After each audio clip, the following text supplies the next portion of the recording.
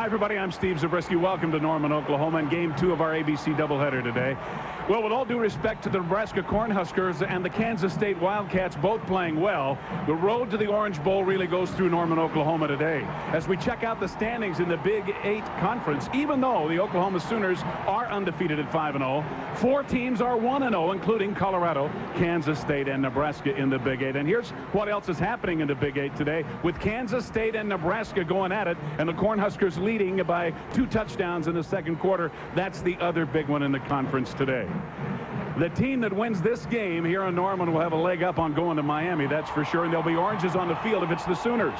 Working with me today is our expert commentator, former UCLA star and NFL player Ron Pitts, who has a view of this game today from the Colorado locker room. Ron.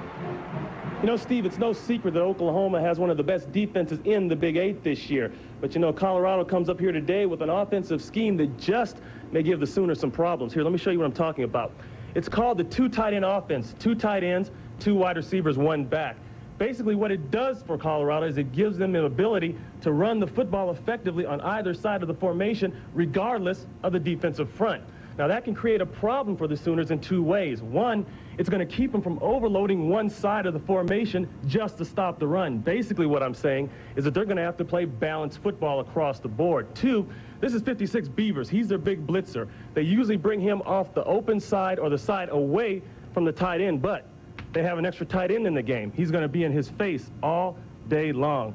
Now, don't forget now, they still have the 2 tight ends plus 2 wide receivers in the game plus a running back. They can pass the football effectively if they need to. Steve, back up to you. Thank you, Coach Pitts. Hey, you better hurry back on up here. We're about ready for the kickoff. And you talk about Colorado passing the ball, Oklahoma can move it as well. In fact, let's go back to 1980. These 2 teams set an NCAA record that still stands today. 124 total points and 18 combined touchdowns. Can we come close? We'll find out. Welcome back to Norman, where the Sooners have won the toss. Darius Johnson to the right of your screen, and P.J. Mills on the left-hand side, back deep to receive for the Sooners as they elect to take the ball, winning the toss. And Mitch Berger, who's done such a fine job of kicking, now a senior out of Delta, British Columbia, will hit it for the Buffaloes. Colorado comes into the game 3-2 overall, but 1-0 in the conference, and the Sooners, of course, undefeated at 5-0.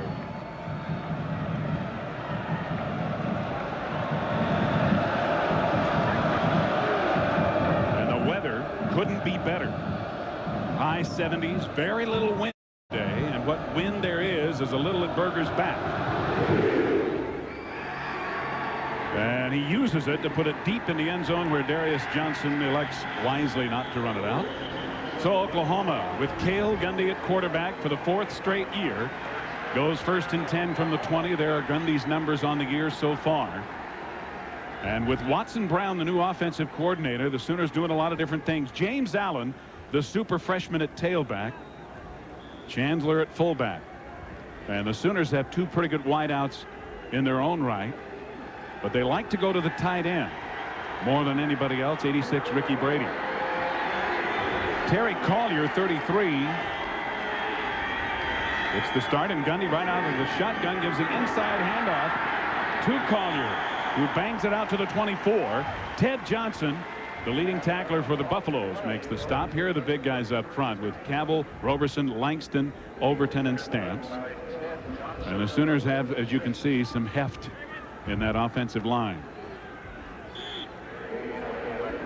It'll be 2nd down and 6, just outside the 24.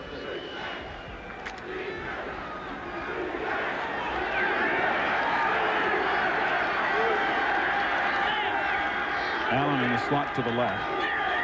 Collier the lone setback. And Gundy's first pass. He'll be sacked. And big number 56, the main man, Ron Woolfolk, almost untouched. And the loss moves it back to the 18, where it'll be 3rd and long. Woolfolk right now, he's coming from the right side on the blitz in the 34, 3 down linemen, 4 linebackers, and he just beats Collier. He just pushes them out of the way. That's the kind of effort there. The coaches can say, hey, you got to do a little bit better job of blocking than that, because the rush really wasn't that devastating. He just was a poor block up front. Chandler overall has probably done a better job than Collier blocking. Now the I formation with James Allen, the tailback. Play action. Gundy, and wide open and complete is Albert Hall for the first down. Chris Hudson, the free safety, had the coverage, but a big third down conversion for the Sooners. You know, last week Oklahoma came out and their first 5 plays were passes. Right now they're back into the rhythm. On the outside, Hall just runs a post corner. He's going to go into the post, but at the last minute he breaks it outside. The safety can't get over in time. That's Hudson. Gundy looking to the sideline, shrugging his shoulders, but it's 1st and 10 at their own 43. Allen in motion. Gundy on the option tries to cut it back. Colorado is waiting for him, however. Sam Rogers makes the hit that finishes him off with Clavel, Bruner, and Holland, the front 3 for the Buffaloes. In the 3-4, the 4 linebackers are Woolfolk, Rogers, Russell, and Johnson, the leading tackler. In the secondary, a little bit of a change as Dennis Collier is in there, and Dwayne Davis has been moved to strong safety from corner. And Greg Lindsey, who had been starting, is out. Expect them to test Simmons on that side over there. Anytime you get a new corner in the game, they're going to want to check you out, see if you're up to snuff. Gain of 2, 2nd and 8. Oklahoma at their own 45. On a delay, Collier. He gets a couple before he runs into Dwayne Davis, number 21. Looked pretty good on run support that time. Well, I'll tell you, the nose guard, Bruner, that time got blown out, and that's one thing that this offensive line does very well. Talked to Charlie North the other day. He said he's really happy with Langston and Roberson there on the inside, along with Carollo. They do a good job of moving people out of the inside. And this 34 with the 3 down linemen, if the nose guard cannot hold his own in that middle, it's going to be rough. It's going to be a rough day all laid on for the defense. 3rd and 6. From the 47. Gundy under some pressure, and he's sacked. Number 93, Darius Holland, at 6'5" and 285, drags him down.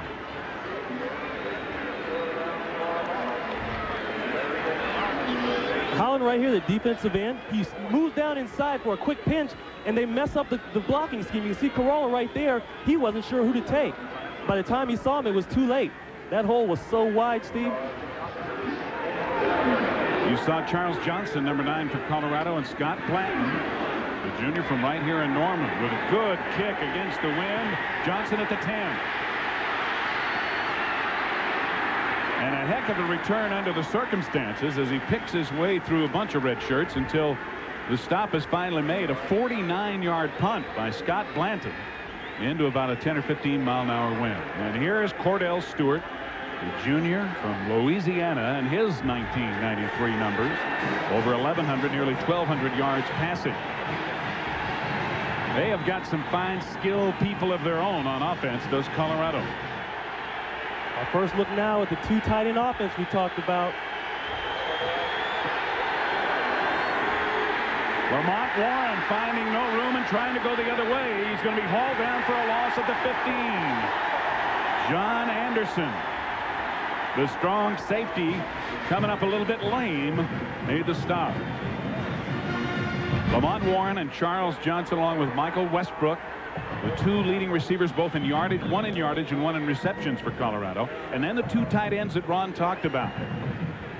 Up front, Bertie Irwin, Stoltenberg, one of the leaders, Hammond and West.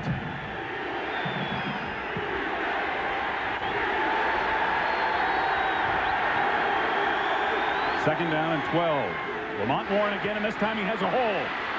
First down and big yardage at midfield. Warren being chased and ridden out of bounds by Anderson near the Sooner 40-yard line. A 44-yard run by Lamont Warren. Here's the danger of the 2 tight ends. Watch what happens to Correa, the nose guard right here. They double down on him. Hammond right there gets a good block on him, gets him on his knees. Now he's just got open field to run with. Schenkel, he runs away from Schenkel. Schenkel's got to break down, make a better tackle. This is the kind of thing that Tom Hayes does not want to give up as a defense coordinator for Oklahoma. Those are big plays. They can't have those early with Colorado. Lamont Warren again. This time hauled down by David Campbell, number 59, the defensive end. And a short gain. It's Ricky Wren, Joe Correa, and David Campbell, the front three for the Sooners. Beavers, DeQuazy, Freeman getting a start, and Coates, the leader at the linebacking position, with Johnson, Anderson, Bush, and Schenkel. They've played together for a while now, the Sooners secondary. Gain of 2, 2nd and 8. Cordell Stewart's first pass is well wide of Michael Westbrook and incomplete. The coverage by William Schenkel. See, in this offense, they still have, well, actually 5 potential wide receivers in the game. 2 wides, 2 tights, and a back.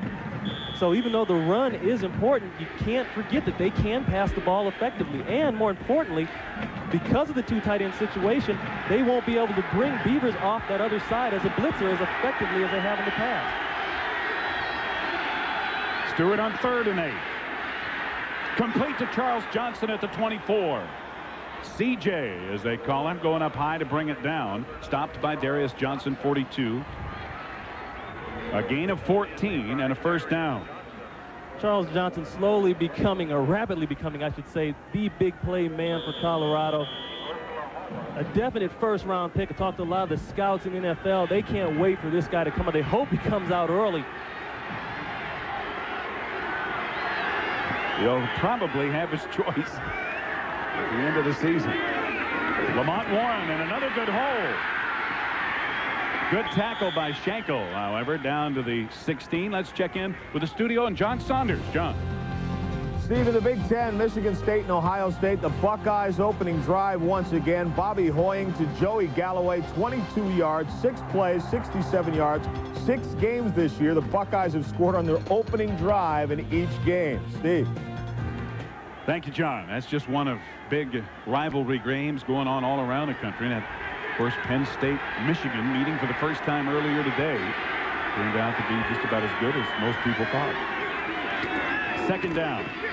Warren again, who's been doing the work, gets to the outside. Runs out of room. Johnson was trying to make a block on Darius Johnson, Charles Johnson. And Darius did a good job of hanging in there to force Warren out of bounds. But, you know, that's what they like about this receiver core. And there's Warren right there with the rushing.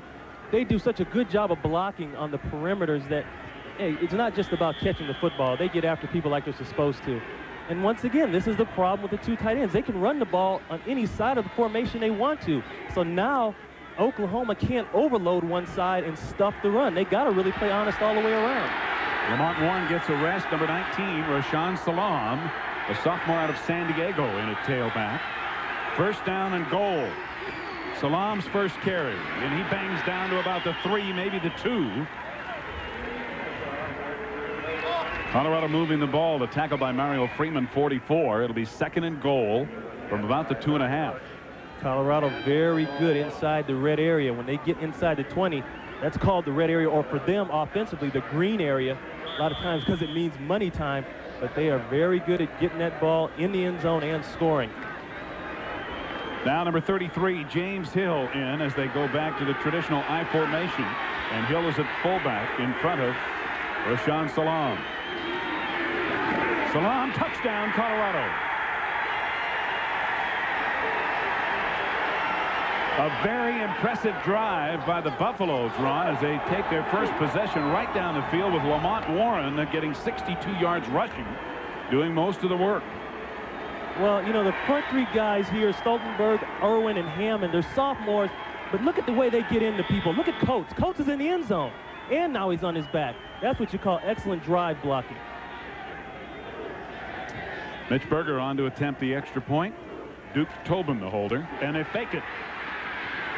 And they're not going to make it. Tobin trying to run it in. Cut down and maybe had the wind knocked out of him as he went flat on his back. And as you see, is still down. So Colorado surprisingly going for 2 early. Well, you figure they moved down the ball as effectively as they did, punching it in on Oklahoma. And you know right now what's going through Jerry Gibbs' mind. Oh, here we go again. Well, timeout on the field. 7:48 to go in the first quarter, and Colorado has taken a 6-0 lead. Duke Tobin, a senior from Arlington Heights, Illinois, and a backup quarterback and holder for the Buffaloes of Colorado, just now being helped up. Apparently he was knocked unconscious, and they were concerned that he might have a head or neck injury, and they did bring a stretcher out, but as yet, as you see, they have not utilized it, and the team physician is going to check him out thoroughly before they do move him. Let's go back and look at the fake extra point kick and attempt for a 2-point conversion. He's shaking. See right here, Oklahoma, they're in a safe look. They're expecting it all the way. Beavers, the linebacker at the bottom of the screen, 56, he reads it. Now, Beavers is a load. Watch the hit he puts on him, and watch the way the rest of his body comes over the top of his head. Oh. Boy, you never like to see those things, Steve. I tell you, you can bet he's in a lot of pain right now. I'm not too sure whether he knows whether he's in Norman, Boulder, or anywhere else, but he doesn't look very stable at this point. It's a good thing, however, that he is up and under his own power, because they obviously don't believe that he has a serious head or neck injury, or they would not allow him to get up and walk around. So Duke Tobin will go into the locker room and be more closely examined to make sure he's all right. Again, P.J. Mills and Darius Johnson back for the Sooners. Berger will kick it off. Colorado, when they score first since 1989, they are tough, 24-1. And they just went 83 yards in 9 plays and lead it 6-0. And again, Berger clear through the end zone this time. Another deep kick.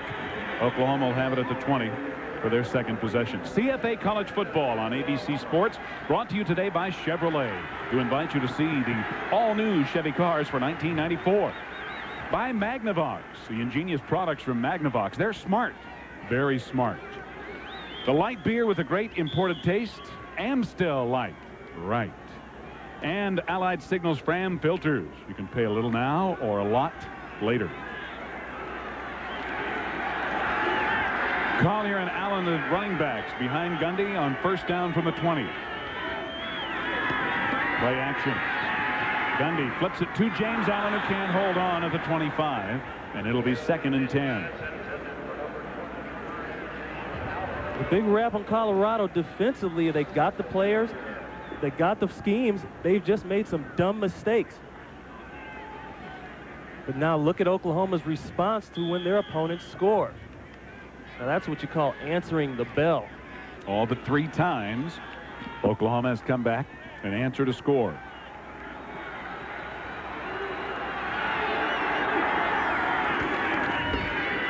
Allen only about 2 yards is all as he tries it up the middle. Been so much said now about Oklahoma's balanced attack. The man you'd expect them to go to here pretty soon is their leading receiver. No, it's not Albert Hall. It's not Warren. It's Ricky Brady. And 2 plays ago, they had him flexed out, trying to get a linebacker out of the interior area there, so possibly helping them run the football a little more. But sooner or later, they will go to Brady. And there is Ricky, a senior, just up the road in Oklahoma City. 3rd and 8. Oklahoma at their own 22.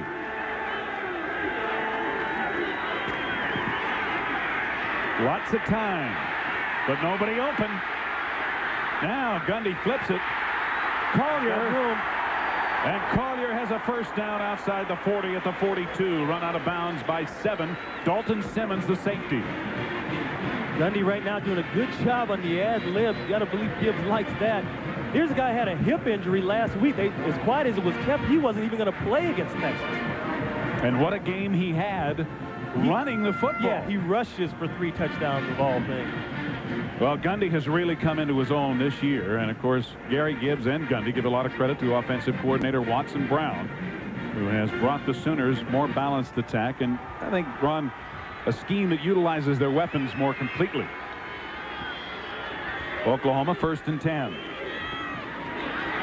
Gundy dancing away, but he won't go very far. He'll lose about a yard. Back to the 41. Finally run down by Brian Dyett. One thing Watson Brown said they were going to try to do, offensive coordinator for Oklahoma, is if they count more than 7, in the box. They're going to pass the football. Look at Brady. He's so open, he doesn't know what to do. They're taught to come back to the football, and the receivers, they do that good, but in that situation, his route, he really couldn't come back to the football because he's supposed to run the route toward the middle of the field where nobody is. Brady again is the leading receiver for the Sooners. It is 2nd and 11. Quick pass out to Albert Hall in the flat. And Hall cannot make the man miss. Dennis Collier with a good open field tackle. And a short gain out to about the 46 for a gain of 5. Oklahoma in a triple formation, 2 wideouts and the running back on the same side, the left side, and they split Brady to the far side, trying to remove some linebackers, get some air to run in and to pass in. And that time it was good for him, but not quite as much as they would like to have. Syracuse just getting by Pittsburgh, and it has become a pretty traditional game in the Northeast. 3rd down and a long 5 for Oklahoma. Tipped, but caught by James Allen, and he's very close to a first down. Chris Hudson, number 47, this free safety, got him right away, but Allen is very close to the marker.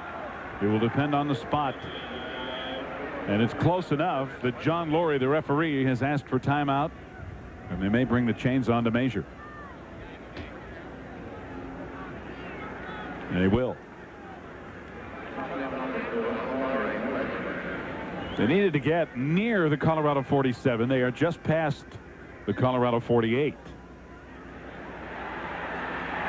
And it is just barely in front of the stick for a first down. That's about as close as you can get it. Man. Good effort by James Allen. Steve, you notice the way that Gundy is staying in the pocket. This is one thing that Watson Brown said he wanted to make sure he did with Gundy this year. In the past, Gundy's been erratic. He's scrambled around. He's got the ability to do it. So a lot of guys that do, they do that. But by staying in the pocket and maybe taking an extra sack a game or 2 sacks, he can see more downfield of what he's supposed to see. They've got Brady out in the slot to the right again. Play action on first down. Going long. Jawan Penny incomplete, and Collier, 22, was right there with perfect position. Dennis Collier, a senior from San Bernardino, California, on the fastest of the Sooner receivers, Jawan Penny. Collier right now in bump and run. What he's doing is he's bailing. He really has a deep third, but he's making it look like man. Right now does a good job of staying in the receiver's hip pocket, goes up and gets the football at the last minute. Good job. Actually, should have intercepted the ball. But he's going to get to the sidelines. His coach will say, hey, intercept that ball. Don't just knock it away. Intercept it. That's what they always said to me. Yeah, that's pretty good play, though. Pretty good coverage. 2nd and 10. Allen. And not much running room, as Colorado doing a good job of jamming it up. Led by 93 Darius Holland and 94 Kerry Hicks, the nose guard.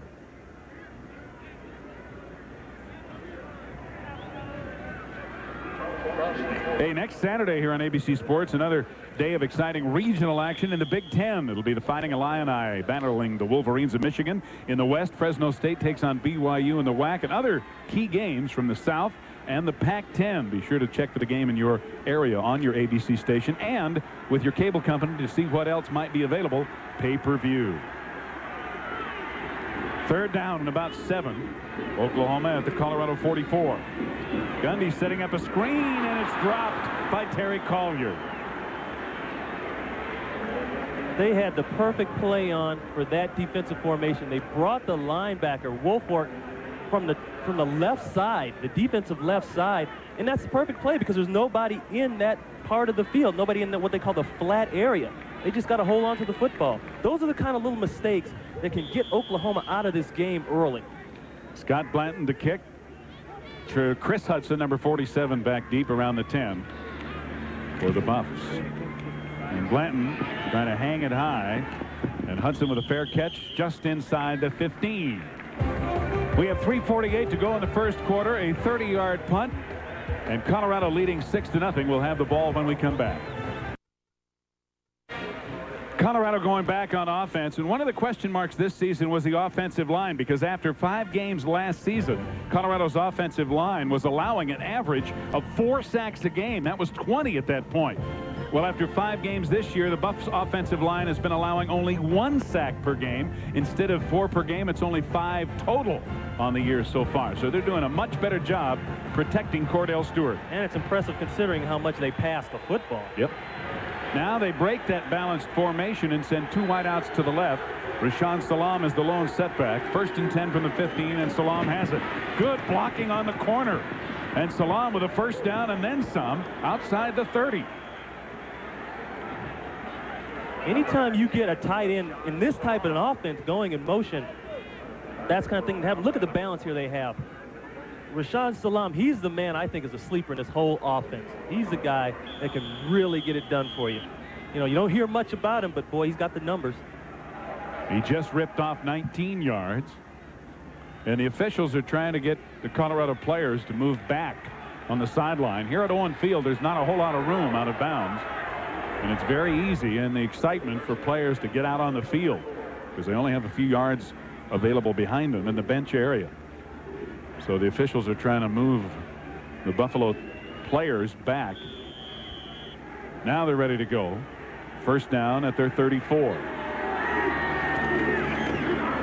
Salaam again, a little mix-up on the handoff, but didn't make a whole lot of difference. David Campbell was standing in the hole, and he was not going to let Salaam go by. Beavers also there, along with Jones and DeQuasie.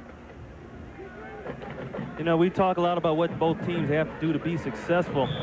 Colorado, for them, they're going to have to establish a running game. They've done that so far. They're sitting there 69-1 rushing over Oklahoma. Oklahoma's got 1 yard rushing. No mental errors on the defense. Don't give up the big play. They've been guilty of that in the past, and avoid the turnovers. 2nd and 8. Complete to Charles Johnson, who's wide open. And Johnson may go all the way. He needs a block from Westbrook. But his speed is a Colorado touchdown.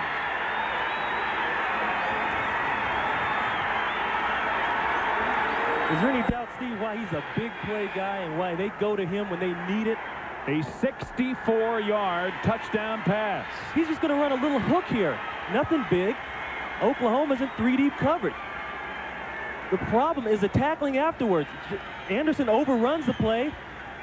Bush misses the tackle. Now he's off and running. You can't let a guy who runs a 4.3 go off like this.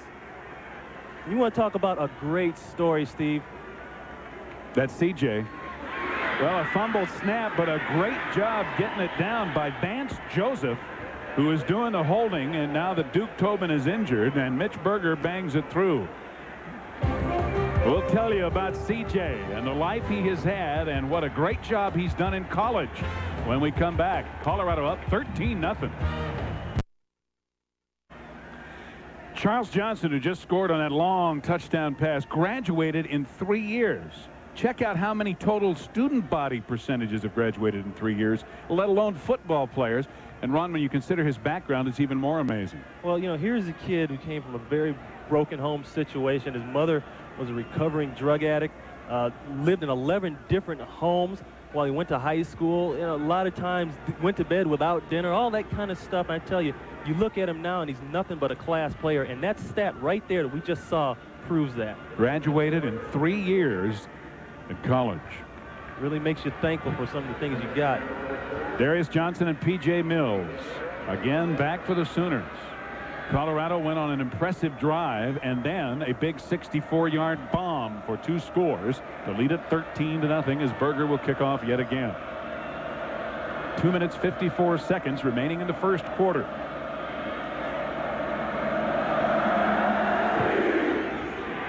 And another boomer from Berger. That's good for 3 points. Let's check in again with John Saunders. Steve, Tennessee and Alabama. Watch Heath Shuler. Off his back foot, still has enough arm to get this one to Craig Faulkner, 25 yards. His 19th touchdown of the season. That's a new Tennessee record. They lead Alabama 7-3, Steve. Thank you, John. I'll tell you what, scoring a touchdown against Alabama is being off to a good start with that defense. Yeah, I'd say so. Might be the same here. Gerald Moore, number 7. Another fine freshman running back in for Oklahoma, who takes the play action phase. Gundy complete to Corey Warren, who somehow holds on at the 40. He was blasted by Sam Rogers. Great play. This is a double cross play. Warren's going to come across the motion, then go across the field. Brady's doing the same thing as tight end. What this does is make the strong safety on the other side come down and bite on the tight end, and that play's wide open. Good hit, too. Way to hold on to the football. But we had a penalty on the play. It was against the Buffaloes, however. Oklahoma declining the penalty. Or it's after the play, and it's going to be tacked on to the 21-yard gain. A major 15-yard infraction moves the ball into Colorado territory. And let's listen to John Laurie. First down at the Colorado 45. So a 21-yard gain and a 15-yard penalty on top of it. A personal foul against Colorado after the play. And Gundy took a shot after he let it go, and that was the call, roughing the quarterback.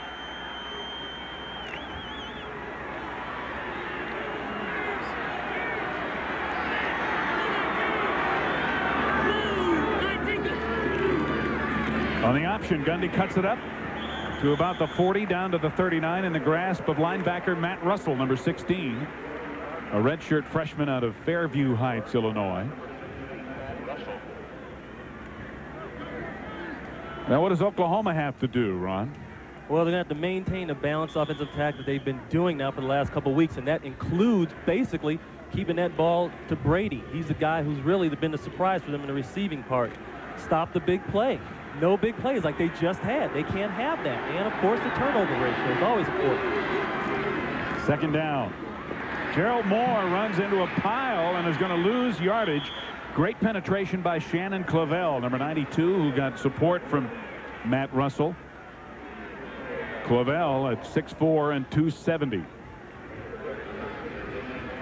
know, sometimes the enemy isn't always the other team. Right there, he runs right into Chandler.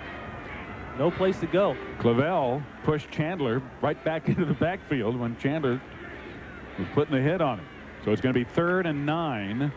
The ball at the Colorado 43.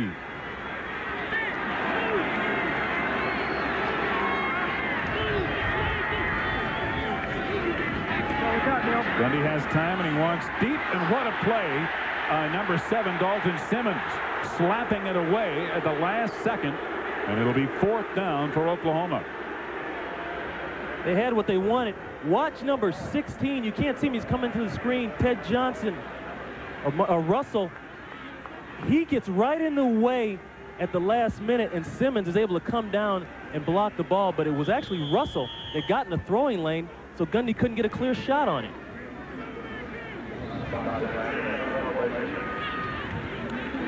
Blanton to punt.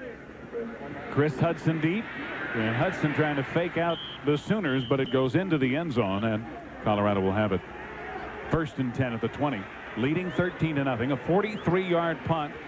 And a jam-packed Memorial Stadium here at Owen Field. Steve Zabriskie and Ron Pitts with you as Colorado and Oklahoma go at it in the Big 8. And we will, as always, keep you up to date on everything else that's happening in college football and has happened today.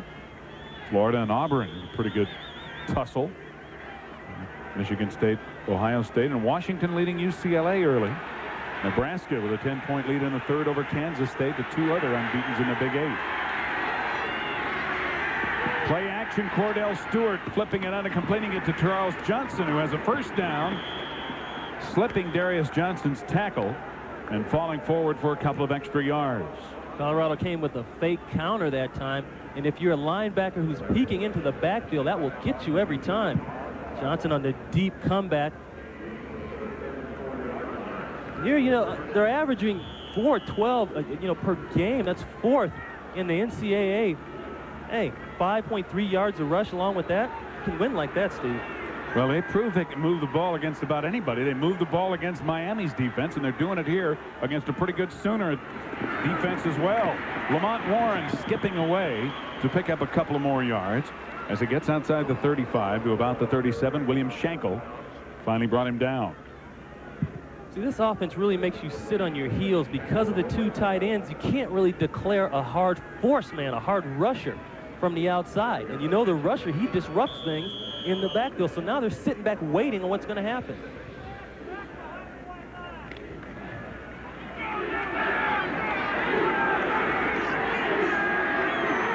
Second down, 6.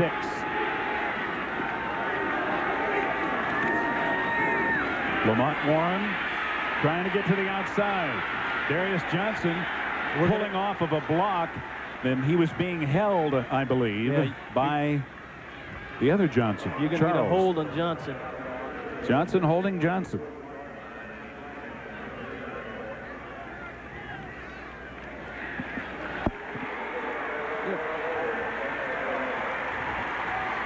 Watch Johnson at the top here. He's going to get a little bit of jersey on Darius. Just enough. Not as much as I've seen, though. Tell you what, that wasn't too bad. I've had guys hold me a lot worse than that. Grab my face mask, rip my jersey.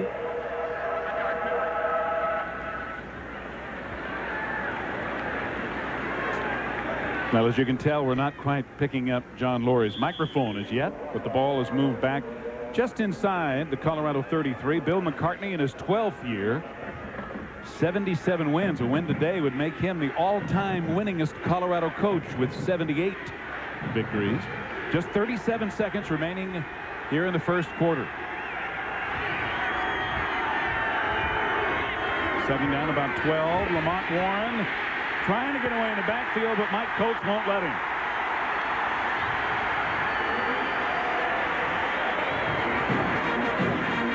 Mike Coates, the senior out of Oklahoma City, the leader of that unit. Yeah, he's like the quarterback back there on the defense. You know, he's the guy they all rally around. And the problem is, I'm surprised they're running that much to that side. You got Coates on that side, and you got Beavers on that side.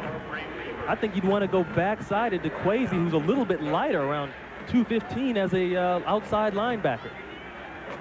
And you can see the time is going to run out before they can get another playoff. It'll be a big third down for Colorado as we come back.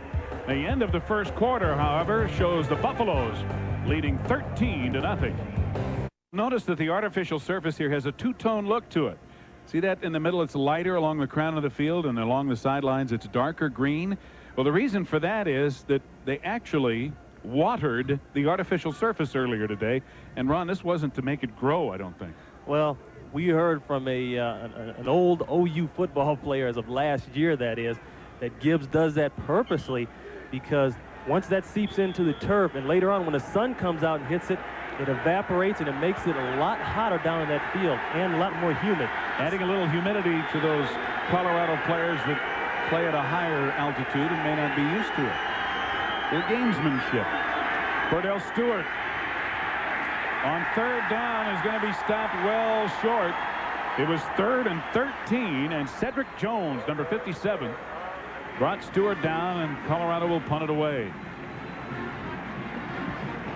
Steve, this is an area where Colorado is at their best as far as allowing punt return yardage. Berger, one of the tops in the NCAA in punting, but they allow minus yards on the return. Yeah, they have an outstanding net punting. Berger's averaging 41 yards a kick. Their net, as you look at the receiver, Darius Johnson, 39 yards. So they're only really getting about, or giving up about 2 yards per punt return. How's that for field position? Berger will be kicking into that 10 to 15 mile an hour range now. And not a good kick off the side of his foot. Coming to the near sideline. And it's going to be a very short punt. They'll mark it at the 44 of Oklahoma. I think we jinxed him. Only a 22-yarder. That's what happens.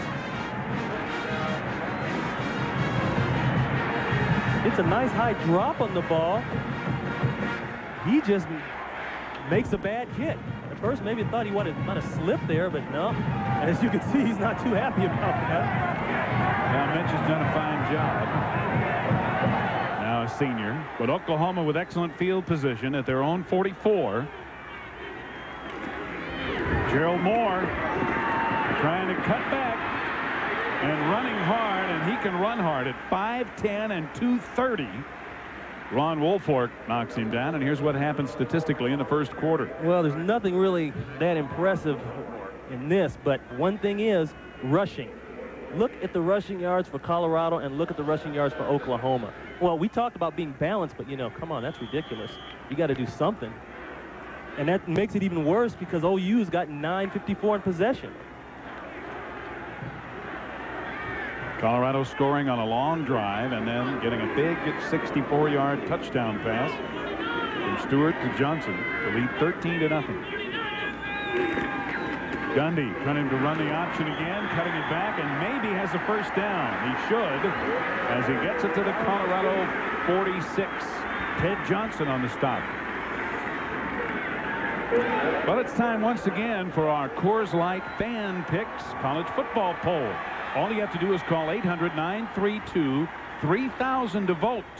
This week, Florida State, of course, remains on top in this week's call. So call 800-932-3000 to vote for your top 10 in the Coors Light poll. 1st and 10 Sooners near the 45 of Colorado. Chandler in at fullback. Gundy optioning the other way. A yard is all to the 45. And he's hammered there by Woolfolk. And again, they're running to his side, which, as you were talking about with Oklahoma's defense and Beavers, is a little unusual. Well, and also, remember we asked Coach Gibbs the other day about what would happen if Gundy went down. And you see he's doing all this running. He didn't even want to talk about it.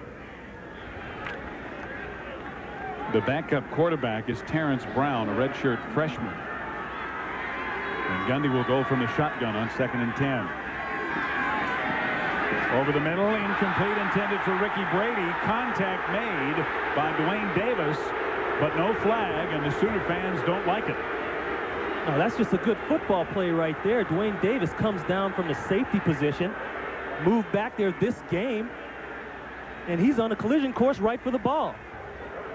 That was perfect football play. Brady could have helped himself by coming back to the football a little bit more. But no, that's just a good football play right there. Davis, a senior out of Gulfport, Mississippi. And Gundy now is 5 of 10 passing for 79 yards. 12 minutes, 16 seconds to go in the second quarter. Colorado leading Oklahoma 13-0, and the Sooners 3rd and 10. Gundy over the middle again, incomplete, intended for P.J. Mills and almost intercepted. Let's again check in with John Saunders. Steve, Virginia is unbeaten, but it's #1 Florida State this week. Charlie Ward to Tamarick Vanover, and watch the speed after he catches the football. 86 yards in the toss. 7-0 Seminoles. Steve. Thank you, sir. Those Seminoles have got more than speed. Also, they got about everything else. Told you they're an NFL team. Blanton's punt, and Hudson looking to fake the fair catch. Oklahoma kicks it around, and it goes into the end zone for the touchback. They had a chance to down it at the 1 and couldn't hold on. Good effort, though, by Warren to get down there. 12:03 to go in the first half. We'll be back. Sooner fans in abundance, and they're not very happy so far as Colorado has jumped out to a 13-0 lead with just over 12 minutes to go in the second quarter. And the big play offense of Colorado has been making big plays today, more so than usual on a percentage basis. Rashawn Salaam, the lone setback, 1st and 10 from the 20. Salaam, no hole.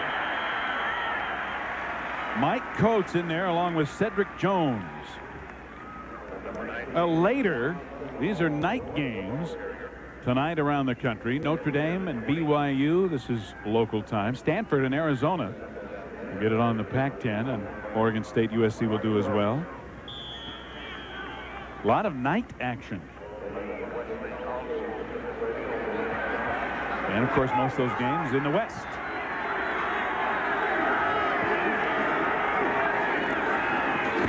Second down. Salaam trying to turn the corner. Brent DeQuazy, number 47, got run over, but got enough of Salaam to get him down. Good block on Coates, the linebacker that time. He was scraping, running laterally down the field, trying to get to the play, and he just got knocked off his feet. Wondering if he's come back and healthy from that hamstring pull in the Texas A&M game. Both teams a little bit banged up. And watch how late Oklahoma's getting out of the huddle. It's almost like they're waiting for Colorado to line up and then call the play. 3rd down and 2. Salam again getting around the corner, has the 1st down. William Shankle can't bring him down, but finally he gets some help from his friends, including Joe Correa, 99, and Malin Wesley, the safety, number 5. It's going to be a 1st down for Colorado. They talk about how young Colorado is up front, but you look at their 2 tackles, Birdie and West, 6'6", 270 for Birdie. West, 6'8", 285. Now, you don't think those people will get into your helmet sacks every now and then? Well, Joe Correa for Oklahoma is 6'4" and 280, so it's a good thing that he's as big as he is, because he's usually getting double teamed. Cordell Stewart under pressure from the blitz, gets it away, and Westbrook makes the reception at the 41. Darius Johnson hit him immediately, but Michael Westbrook holds on for a good gain on 1st down, and Darius Johnson is either frustrated or shaken up. Looks like he hurt his wrist. Stewart got pressure that time from Malin Wesley, the safety, number 5, and just did get it away. Oklahoma is not huddling up, and they're checking the sidelines with defense coordinator Tom Hayes to check the play before Colorado comes out, and I think they're getting out a little late because of it. 2nd down, 2 after the gain of 8. Salam with a good hole and a 1st down out to midfield. Paul Oates, number 55, on the tackle. And a reminder that coming up this Monday night here on ABC Sports, the Los Angeles Raiders are back in the hunt for the AFC West, and now they'll have that mile-high meeting with quarterback John Elway and the division rival Denver Broncos. My man Wade Phillips leading them out there now. They meet Monday night live at 8 Central and 7 Mountain right here on ABC's NFL Monday Night Football. Salam has carried 8 times for Colorado and picked up 51 yards. Lamont Warren over 60 yards rushing. And did Oklahoma jump off sides, or were they drawn? Looked like David Campbell, 59, made contact for the Sooner defense. He did. All good quarterbacks will vary their snap count. That's just a mental error that drives Gibbs crazy. People can't do that. You got to stay on side. You got to key in to those type of things. You're right over the ball. The defensive line, they're closer to the football than anybody. That's just not being keyed in and concentrating on the game. Now it's 1st and 5 at the Oklahoma 44. Salam hammered as he tried to cut back by Mario Freeman, number 44, and 55, Paul Oates. Both those guys, a couple of good-looking sophomores. Freeman out of Austin, Texas, and Oates out of Gainesville, Texas. As the Sooners, as always, recruit heavily south of the Red River. Freeman stepped in at Texas A&M game for Tremaine Green, who had an abdominal problem. Played well. Say he's a little light, but he makes up for it in his aggressiveness and his just overall athletic ability. Gain of 1. It's 2nd and 4. Salam again breaks 1 tackle as Correa couldn't haul him down, and Malin Wesley hammers him to the turf at about the 41, and Salam very slow in getting up.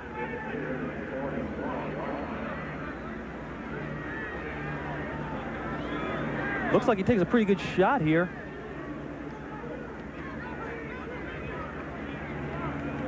See, Wesley got him right on the back of the back. There's no pads back there, and that's smarts every now and then when you get that. Rashaan Salam from a football family. His father played in the NFL.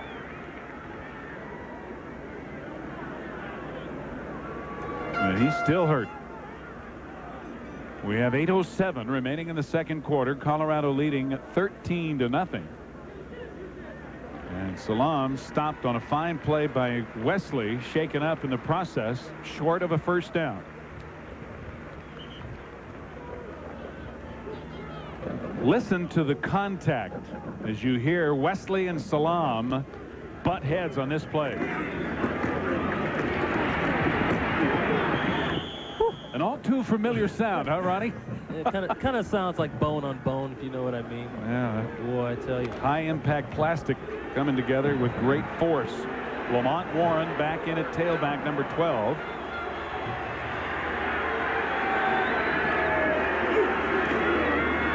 And Warren has it and has a hole. Schenkel gets him around the ankle as he gets to the 35. Oklahoma's problems right now stem from the nose guard position. Korea 99, he's just getting moved out of there. They've got an extra blocker basically with the tight ends on the outside, so now inside they can double and even triple team more.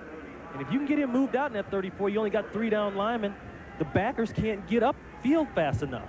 There's 4 of them, yeah, but they can't get into the holes fast enough. And it's working because now Colorado has 133 yards rushing in a quarter and a half. Oklahoma has managed only 11. First down. Option. Lamont Warren looking to pass. He slips and hangs it up high. Contact in the end zone. A flag. Touchdown is signaled as Charles Johnson made the catch. But we'll see because a flag went down on an interference call. And we'll find out who the infraction is against. Oranges coming onto the field. They're going to give him that touchdown, Steve. It's defensive interference against Oklahoma. It's a Colorado touchdown as Lamont Warren hits Charles Johnson on a 34-yard option pass. Well, they had him set up perfectly. You run the football. We just saw the stats for Colorado running, and now they come back and they throw it. They've got everybody. He slips. Look at that. That's unbelievable. Talk about athletic ability. Now, the problem, Darius Johnson, he overruns the throw. He's got to try to come back. He grabs Jersey to come back, but the ref's standing right there on the pylon. He's not going to let him get away with that one. And down in that corner, as I mentioned before, is where the oranges are being thrown on the field by the Sooner fans, who are, most of them are saving him for an Oklahoma victory. They're throwing them because they don't like the call right now. Well, what I want to know, Steve, is how you can throw a football as a running back 40 yards, almost 50 yards, leaning back on your both feet. I mean, that's incredible. It was a great play by Lamont Warren, and maybe that wet turf had a little something to do with it as well. I think it worked against Gibbs. Well, they're going to have to get the teams over out of the way and ask some of the OU students to come out and clean up the oranges before we can have the extra point attempt. Boy, what a day for Charles Johnson so far. He's caught 4 balls for 125 yards and 2 touchdowns. He's had a 34-yarder and a 64-yarder. But, you know, it's deja vu, too. Last year, 5 of 6 of the longest passes for Colorado, 5 of them were to him. You can see Johnson right here. He's number 42. He overran the play. Look at Johnson on his knees, though. Darius Johnson coming back, trying to make a play, can't do it. Charles Johnson was on his knees when he caught that football. Well, they lined up for the extra point again while you were watching the replay. More oranges came on the field, and a flag has been thrown. And unsportsmanlike conduct is going to be charged to Oklahoma, which is really committed by their fans. The officials, in an effort to get play back underway, assessing a penalty because the Sooner fans in the end zone won't back off. They'll assess that penalty on the ensuing kickoff as Mitch Berger will attempt the extra point. Vance Joseph the holder, and it's good. We have 7:15 to go in the first half. Berger's been busy, and so has the Buffalo offense. 20-0 Colorado over unbeaten Oklahoma. Is it possible to throw a ball 45 yards in the limbo position? Let's ask Lamont Warren. He does it. That's incredible. Maybe we should call this it off. Maybe we should call this the Caribbean play. The Caribbean play, yeah. And then Darius Johnson can't do anything really. The ball's underthrown. He tries to come back and make a play. But Charles Johnson, we can't say enough about him. Concentrates on the football and makes a play. Charles Johnson with big plays, but Colorado has had big drives. Their 3 touchdowns have been on 83, 85, and now 80-yard drives. Again, Darius Johnson and P.J. Mills, the deep receivers. Mitch Berger again getting ready to kick off. This Colorado offense, averaging over 500 yards a game, is doing this against an OU defense that came into this game 8th in the nation in scoring defense, only allowing 12 points a game, and they've already given up 20 in a quarter and a half. And you know, we talked about in the beginning the keys to success for Oklahoma, where and stopping the big plays. Well, the penalty being assessed and the kickoff means that Berger's going to be able to hit it from the Oklahoma 35. Right here might be a great time for an onside kick. I do not believe I've ever seen any team kick off this far downfield. High school, Pop Warner, pro, Canadian, whatever you want to call it. 2 penalties. Now it looks like they're going for an onside kick too.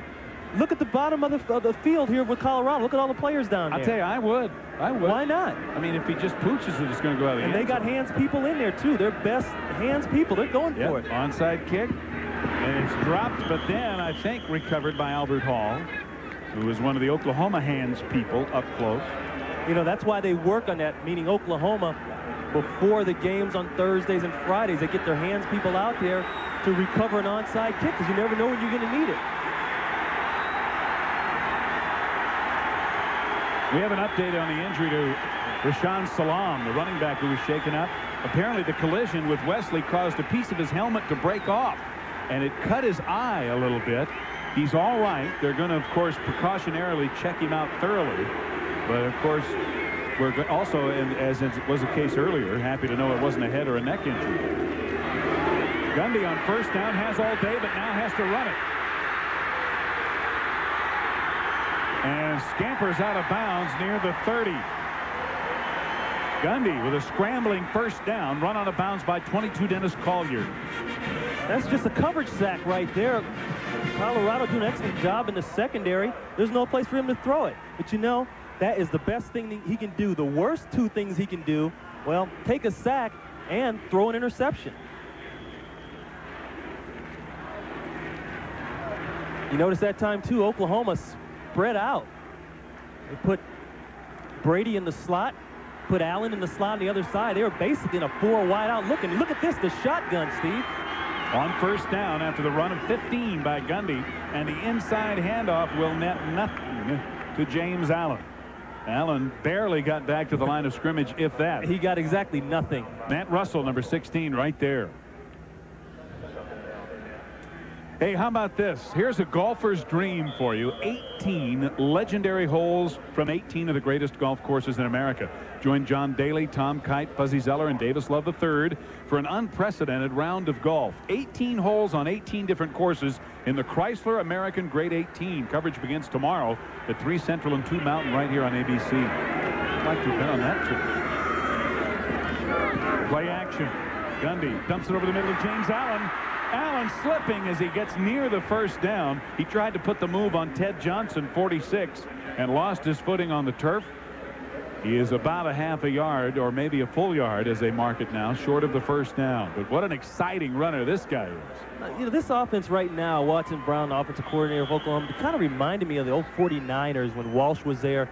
Very controlled. They're using everything they got. I mean, we have seen so far every formation they have in their playbook. We've seen slot formations. We've seen doubles, people spread out, shotgun.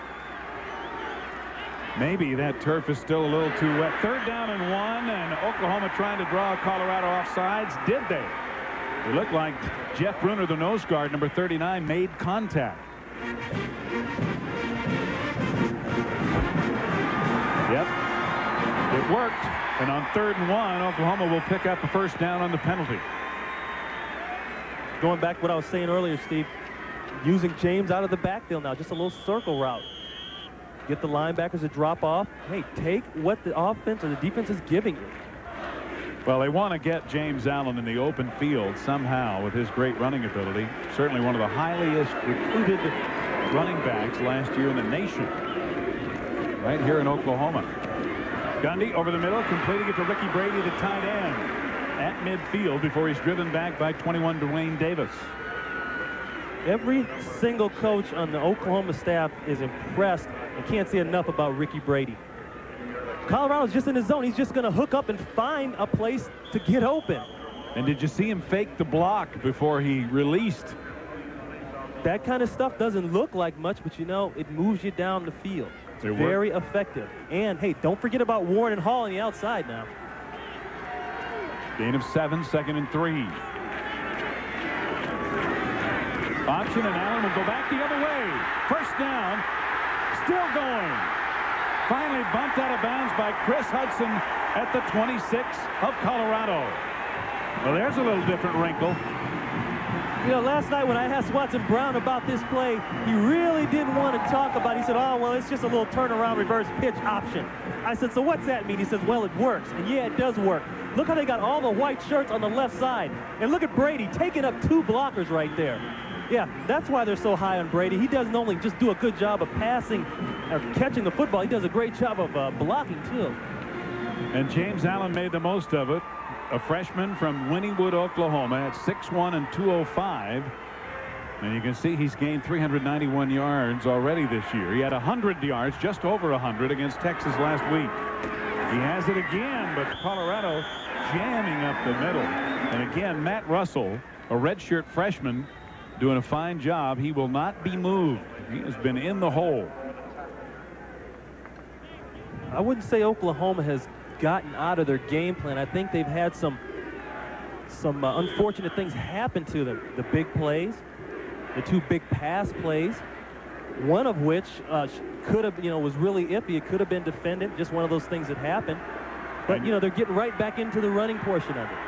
You saw offensive coordinator Watson Brown signaling in the plays, as he does every time. 2nd down, about 10. Gundy, again, lots of time, and again, he flips it over the middle. And again, James Allen will be about 2.5 yards short of the first down as he gets to the 20. And again, Matt Russell, number 16, made the tackle for Colorado. Notice how effective the play action is to the linebackers. Russell, 16, 46, Johnson. They've got to honor that with the kind of line that Oklahoma has, and Allen running the football. They're sending him up there in a play-action form, and then they're letting him release to go out for a pass. I mean, that's double jeopardy for the linebacker. They don't know what to do. Nearing 3 minutes left to go in the first half. Oklahoma moving, trailing 20-0. 3rd down along 2, and again the reverse option. And Allen this time cannot get away and is stopped short of the first down by Dwayne Davis. Let's give some credit now to Davis and the rest of the secondary for Colorado, because Brady's out there getting a block. But you know what? When he gets around that corner, Allen gets around that corner, he still had to hesitate because those guys are fighting off those blocks. We can't ask Brady to block 2 people all day long. Somebody's got to get free. Oklahoma calls timeout. The crowd obviously wants him to go for it. It's 4th and about 1.5 yards to go. They'll be talking it over when we come back. Did you know that the University of Oklahoma over the last 98 years has had fewer losing seasons than any other major college in the country? They've only had 8 since the year 1895. And since 1945, the Sooners have only had 2 losing seasons. And one would have to say that the Sooners are not going to have a losing season this year. They've done a fine job coming back under difficult circumstances. Now they're going to go for it on 4th and about 1.5 yards. Gundy cutting it up, has the first down. They run that play so well. They made so much yardage against Texas. It shows you what they really have confidence in going for it on 4th and about 1.5 yards. They're 3 for 3 this year on 4th down plays. Well, Watson Brown's got everything he needs in this offense to make it work. He's got an option-type quarterback who can also throw the football. That's a plus right there. He's got a running game, and he's got people on the perimeters that can catch the football.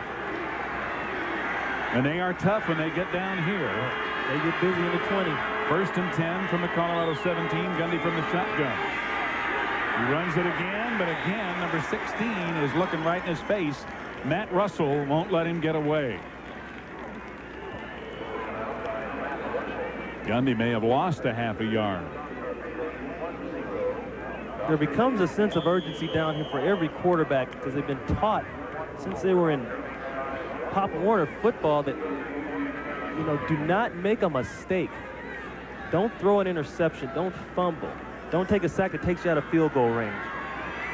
And a lot of times that limits what they do down here. Second down, about 10.5 to go now, and this is the 11th play of this drive. And Gundy is sacked under pressure from Matt Russell, who blitzed on the play. And what a game Russell is playing.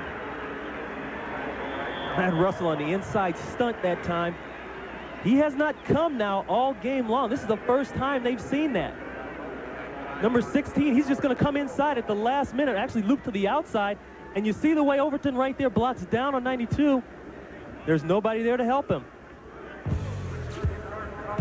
1:22 to go in the half. Timeout called after a loss of 9 on the sack. It's a postcard kind of day in Norman. Picture perfect weather. But as far as Sooner fans are concerned, it hasn't gotten that good yet because they're down 20-0 with 1:22 to go in the half. And Oklahoma, after 1st and 10 at the 17, now finds themselves 3rd and 19 at the 26. Gundy, play action under pressure. Incomplete. It was intended for Corey Warren down around the 7-yard line. He was covered by Dalton Simmons and Dennis Collier. And a reminder, coming up very shortly at halftime, the Prudential halftime report. John Saunders with scores and highlights from all of today's action, including a look back at today's Michigan-Penn State game, first meeting ever between the Nittany Lions and the Wolverines from a sold-out and then some Happy Valley. They had a record crowd there today. Blanton on to attempt a 44-yard field goal on 4th and 19. He hits it well, and it is good. Oklahoma managed to salvage a score, at least, even though they couldn't get the touchdown. 1:11 left to go in the first half. Tuesday. I'm pregnant. Jackie's got big news.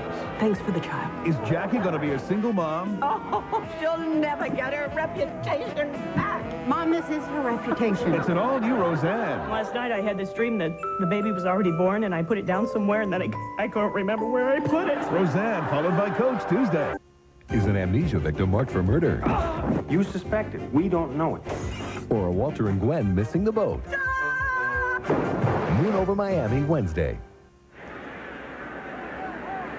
Well, this is the kind of day it's been for Oklahoma. The Sooner Schooner hasn't had anything to come out and do on a score until now, and they turned that sucker over.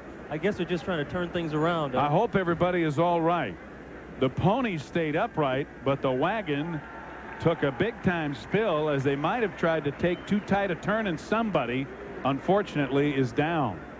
The traditional Sooner Schooner that runs out onto the field after an Oklahoma score took a little too tight a turn. Now, I don't think that was because the field was wet. That area where they were is very dry. It looks dry, but who's to say? There might still be some moisture underneath there. And, you know, Sooner Schooner's got a tight turning radius, but not that tight. Wow. Well, I'll tell you what, that went down hard. It has been a rough day for Oklahoma so far. Looks like someone has an injured leg. There was a young lady up front, and that is not her. That is a young man who is shaken up. But he's getting up, fortunately.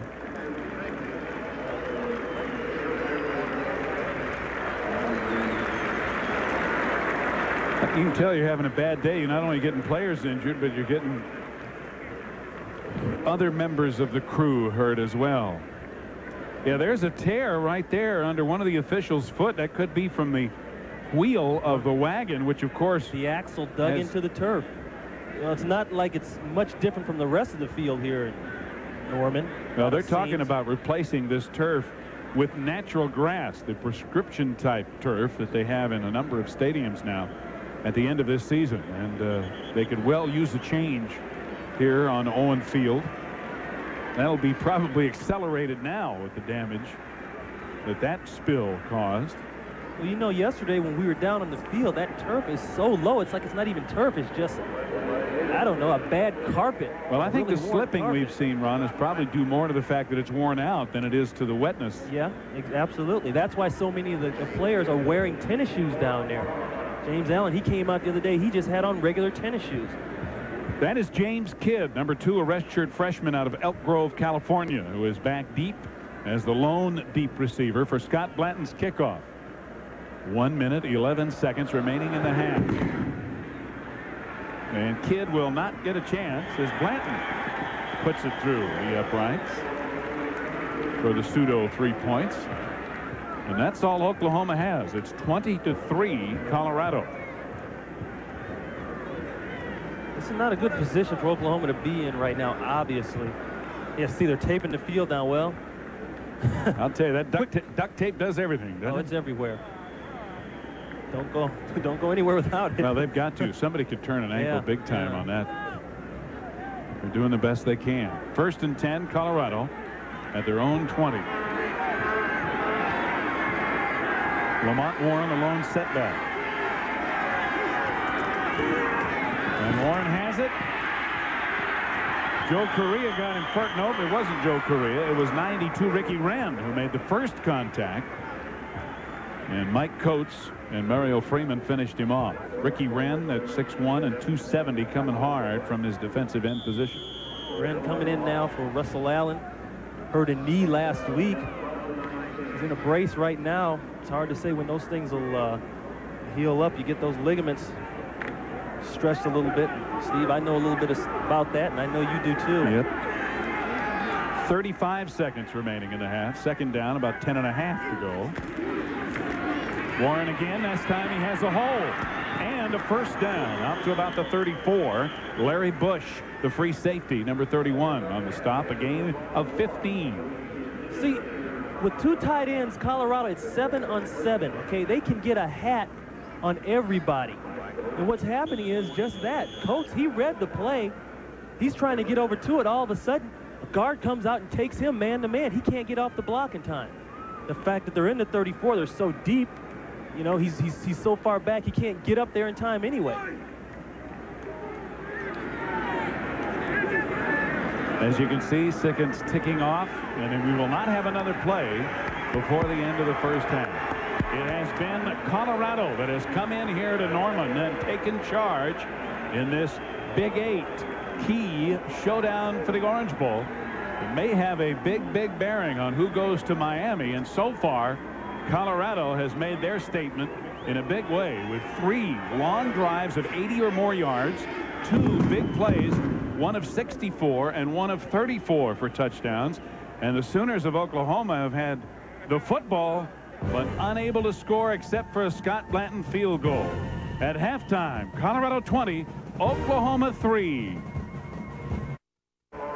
Welcome back to Norman, Oklahoma. Steve Zabriskie along with Ron Pitts set for the 2nd half of play. The 1st half belonged to Colorado. James Kidd back deep to receive as the Buffaloes will get the ball. The Sooners received the opening kickoff. Scott Blanton will have to reset the ball on the tee as the wind has picked up a little bit.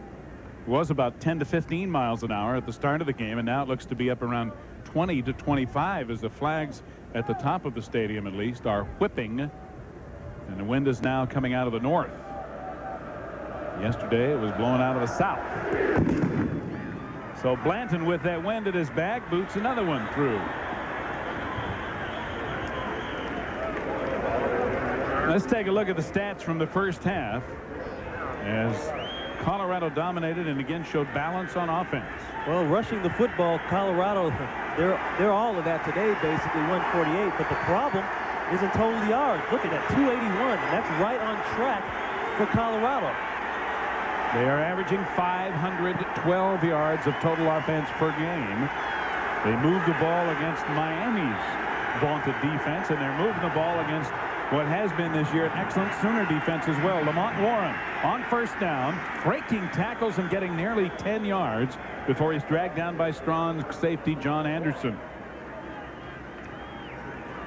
I've said it before and I'll say it again. If you can get rid of that nose guard 99 Correa and the 34 defense, you'll have success. Watch as they turn. Stoltenberg turns his shoulders right there.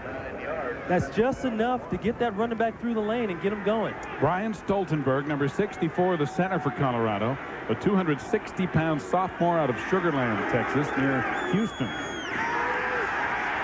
Cordell Stewart breaks out free and hits his tight end, number 86, Christian Fourier. And Fourier has another first down before Larry Bush, the free safety, can bring him down. Yeah, Fourier is the guy that everybody in Oklahoma was worried about today. Really underrated nationally speaking as a tight end, but he's got all the skills of the good ones. Hand, speed, blocks well, and he's been troubled by that back injury. He picked up 20 on that reception, however. Colorado at their own 48. First down. Lamont Warren getting away from John Anderson, who closed down on the corner. And finally, Brent DeQuazy, the linebacker, makes the stop. I'm still not convinced that Oklahoma's made an adjustment to this two tight end offense.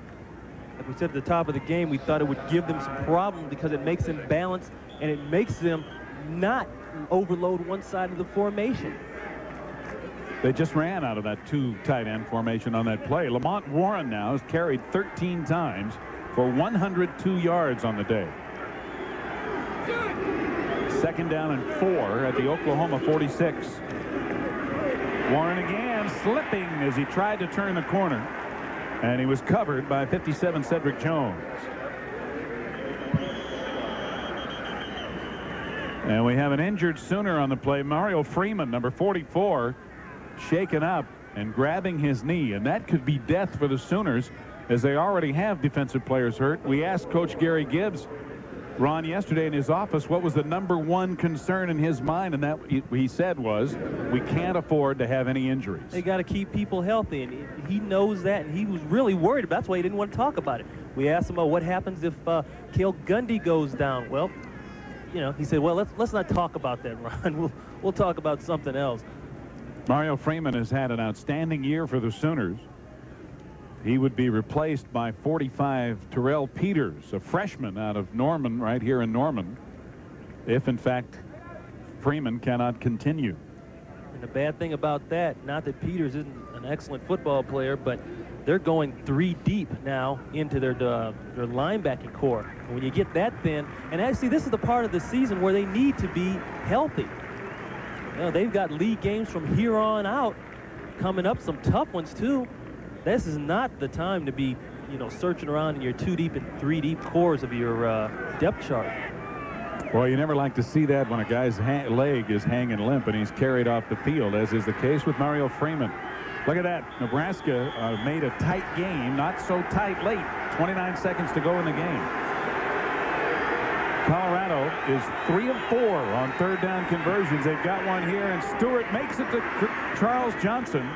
It's a first down at the Oklahoma 36. Darius Johnson and Larry Bush make the stop. But a big day for CJ with another big catch.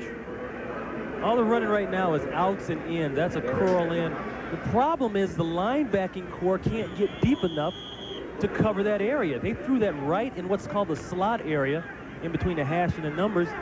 And Coates almost got there, but didn't quite make it. Gain of 11. First down near the 35.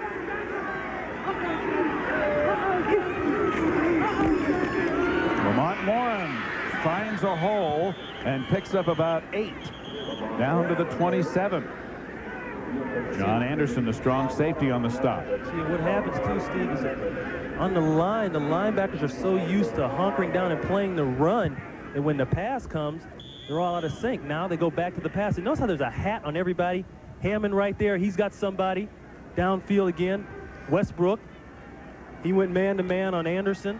Everybody's got a hat on everybody, and that's what you need to give your running back seams to run the football. Westbrook may not be catching many balls today, but he's been doing some serious blocking downfield.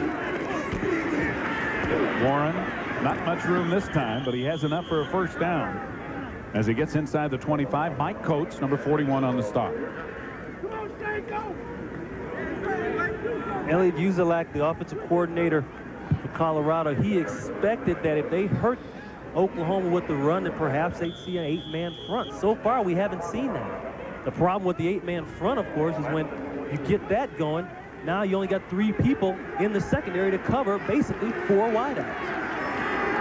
Mario Freeman has a sprained knee, we're told. He could return. Lamont Warren, another big gain inside the 15 as he picks up about 7 or 8 on first down. Knocked down by William Schenkel and Colin Rosenberg, number 36, who's in at a linebacker spot for the Sooners. Rosenberg, a freshman out of Yukon, Oklahoma. So Rosenberg, a true freshman. Terrell Peters, a true freshman. Both on the field at linebacker for the Sooners now. A running back that can't make it through those holes probably should be a running back. Yeah, well, Lamont Warren is more than just your average running back, too. A little preliminary movement along the line of scrimmage, and flags are down, and maybe, but not quite, is Cordell Stewart down. He never did go down. So we'll see who moved first. John Laurie, a referee. Colorado indicating that it's going to be against the Sooners and give them a first down. And it is.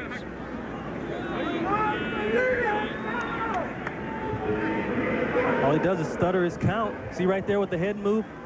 Offside. You couldn't plan 3 guys to move any better than that. You think the Sooners had a stunt on that defensive line? I think they were listening to the quarterback or watching the ball. They weren't watching the ball. Gary Gibbs' frustration continues today. The first down is inside the 10 at the 9 on the penalty, 1st and goal. Colorado on another big march. They had drives of 83, 85, and 80 yards in the first half. They're on an 80-yard march right now. Warren picking his way for another 5 inside the 5.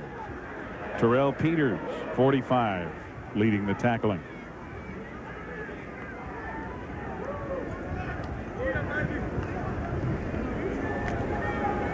Peters really is a nickel linebacker. He comes in when they bring in the extra defensive back.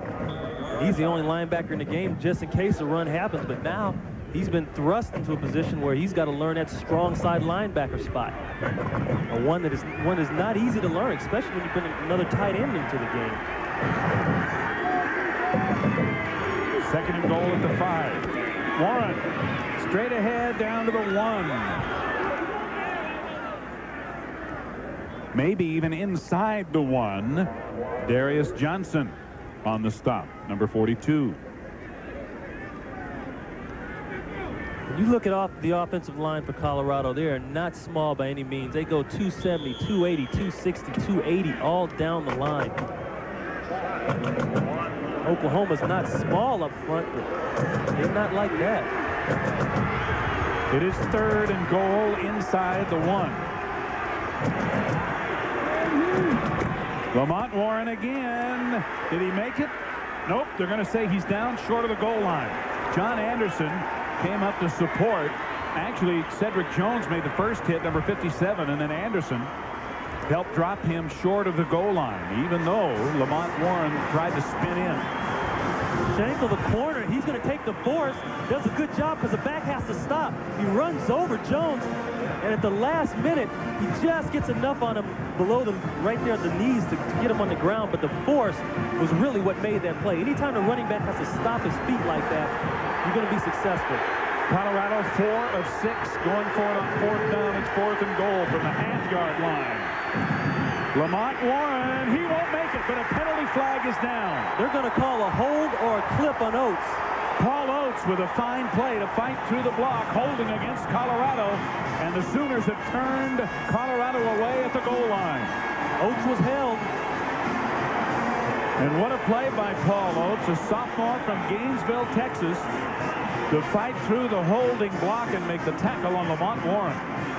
You know what happened good here, too, is that watch the hit that Cordell takes right away. They make him commit. It's a pinch. Okay, now he can get off the block right there. That's the hold right there on 85 Embry. Huge play for the Sooners as they'll take over at their own 5 with 8.5 minutes to go in the 3rd quarter after Colorado had marched from their own 20 all the way down to the 1.5-yard line. And maybe this is the turning point Oklahoma needs to get going.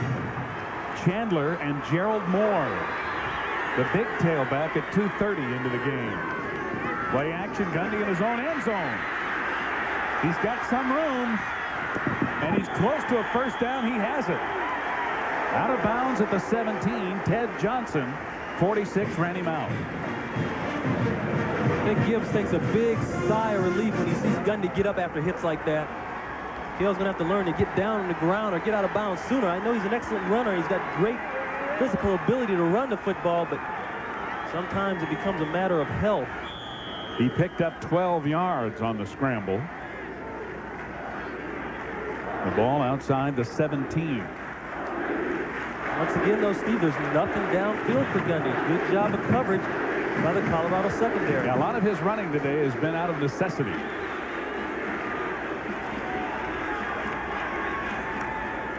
Play action again. Over the middle, complete to Albert Hall.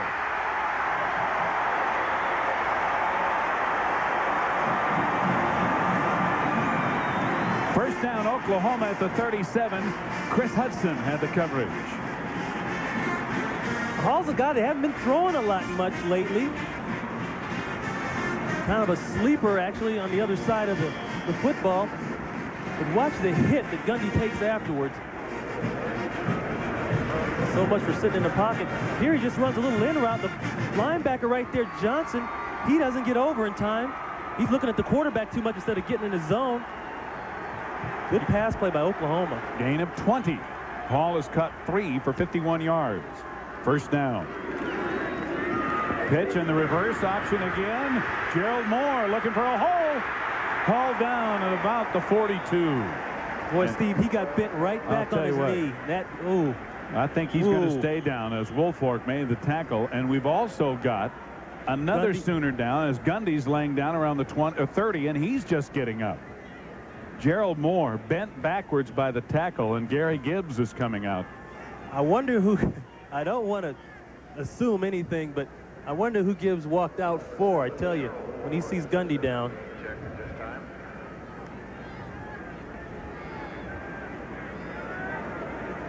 He gets hit here, he slips, but now look at the way his foot is bent back underneath him.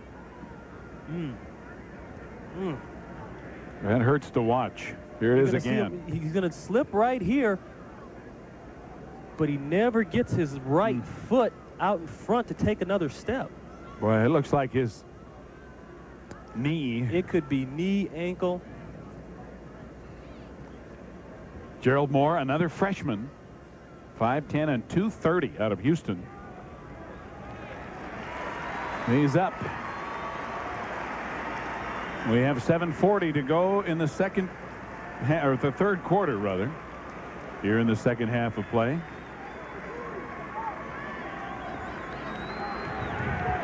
NCFA college football here on ABC Sports, being brought to you this afternoon by Chevrolet Trucks, the most dependable, longest lasting trucks on the road, and the 25th anniversary diamond for a brilliant celebration of your loving marriage.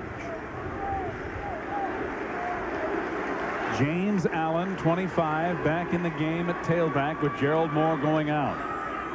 Second down and 4. Gundy from the shotgun and handing off on the inside to the fullback, Dwayne Chandler. And that man, number 16, Matt Russell of Colorado, always seems to be on the bottom of a pile when it's a running play.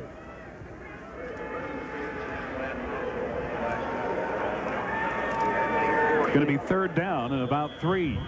Watson Brown signaling in the play.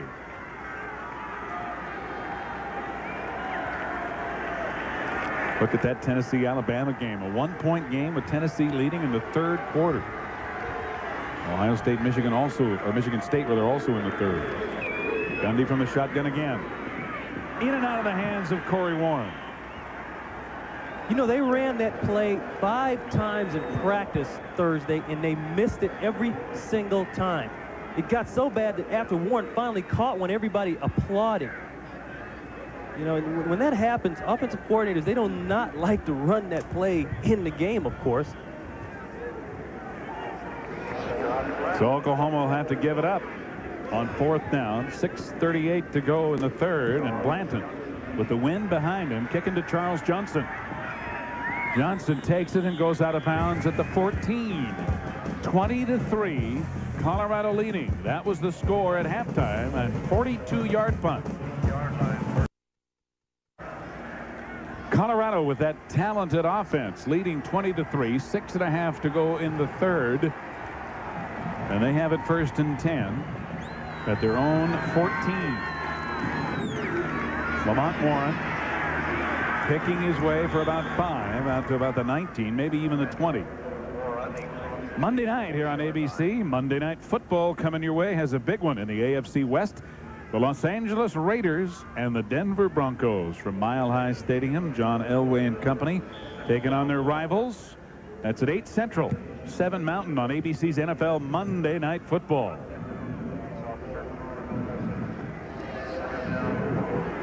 Bill McCartney has not lost to Gary Gibbs since Gary Gibbs has been the head coach at Oklahoma, even though they tied last year. Lamont Warren again. He's already rushed for 135 yards today, and he picks up a couple of more. Short of the first down, however. Mike Coates, 41, leading the defensive charge and stopping him about 2 yards short of the first down. You know, guys like Coates and Freeman, who's now back in the football game, they can't do it all on their own. They need some help from the secondary. What's happening is Colorado's wideouts, Westbrook and Johnson, are doing such a good job as far as blocking downfield that they can't get up into the line of scrimmage or the perimeters and make plays fast enough. Well, they'll try to do it here. 3rd down, about 1.5 yards to go, and Lamont Warren appears to be very close. From where the marker appears to be, it's at the 24.5. And it will all depend on the spot. It looks like he got it by about a foot or two. But it's close enough that John Lurie says, let's take a look at it a little bit more closely.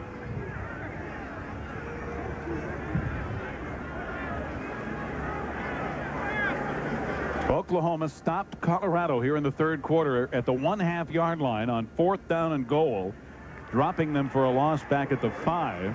But then the Sooners were unable to move it down the field themselves. And now Colorado has it back. Their second possession. It is enough for a 1st down. Their defense, well, their offense has been great, Ron. Their defense has been last in the Big 8. Well, not today. Well, you know, coming into this game, I thought that would have been a turning point, that stat alone right now, but it's not. They're not playing anywhere near that statistic. Cordell Stewart hasn't thrown much, but he is 6 of 7 passing, and he's going to throw again. And he completes it to Charles Johnson, who appears to have a 1st down at the 35. Darius Johnson, who's been hooked up with CJ all day today, had the coverage again. See, this action here, you can't see the quarterback, but he's faking out to the right side. It gets people out of position. He's just running a deep comeback. And look at the way he comes back to the football. He doesn't just stop and wait for the cornerback to come and make a hit on him. He comes back to the ball. But we've got a penalty. And that's going to wipe out the reception in the 1st down. Ineligible receiver downfield. We had an illegal receiver downfield for Colorado. So that penalty moves the ball just inside the 20, where it's going to be 1st down and about 15. See, anytime the defense sees Cordell make any kind of motion of handing the football off to Warren, they have to honor that. Then they get in trouble when it comes to the pass.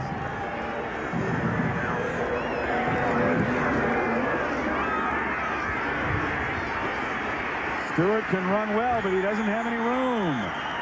Tripped up by Robert Allen, the nose guard, number 72, and let's check in with John Saunders. Steve, Auburn can't go anywhere at the end of the season, but this is as big a win as they'll get in some time. Scott Etheridge, 41 yards, 121 left. They knocked Florida from the ranks of the undefeated. And right now, the Bowdens are looking to go 14-0 because Florida State is leading Virginia big at halftime. Back to you, Steve. Son of Bobby, unbeaten. Those Auburn Tigers / War Eagles having a heck of a year, and what a win for them. Lamont Warren breaks John Anderson's tackle, and he's close to a 1st down near the 35 in the grasp of Cedric Jones, 57. Also over there was Paul Oates, 55. We want to remind you that at the conclusion of today's game, we will be selecting a Chevrolet Most Valuable Player of the Game from each team. And for the 23rd year through the Chevrolet Scholarship Program, $1,000 will be donated to the General Scholarship Fund of each school in the name of those respective players. We got a few candidates already today. Man. Just about 3 minutes to go in the third. Lamont Warren having a huge day. Picked up the first down at the 35. He's got it again, but it will gain only about a yard. Malin Wesley, the safety, coming up very quickly, along with Robert Allen, 72. Well, Lamont Warren averaging over 6 yards of pop today. Look at that. Oklahoma has managed just 60 yards on the ground. In the NFL, if you're running 3-2 or better, that's excellent. This guy's 6'1". That's like a second down, first down all over again. Yep. Well, he's out for a little bit of a breather, and into the game is James Hill, 33. The senior out of Colorado Springs. Stewart can't find anybody.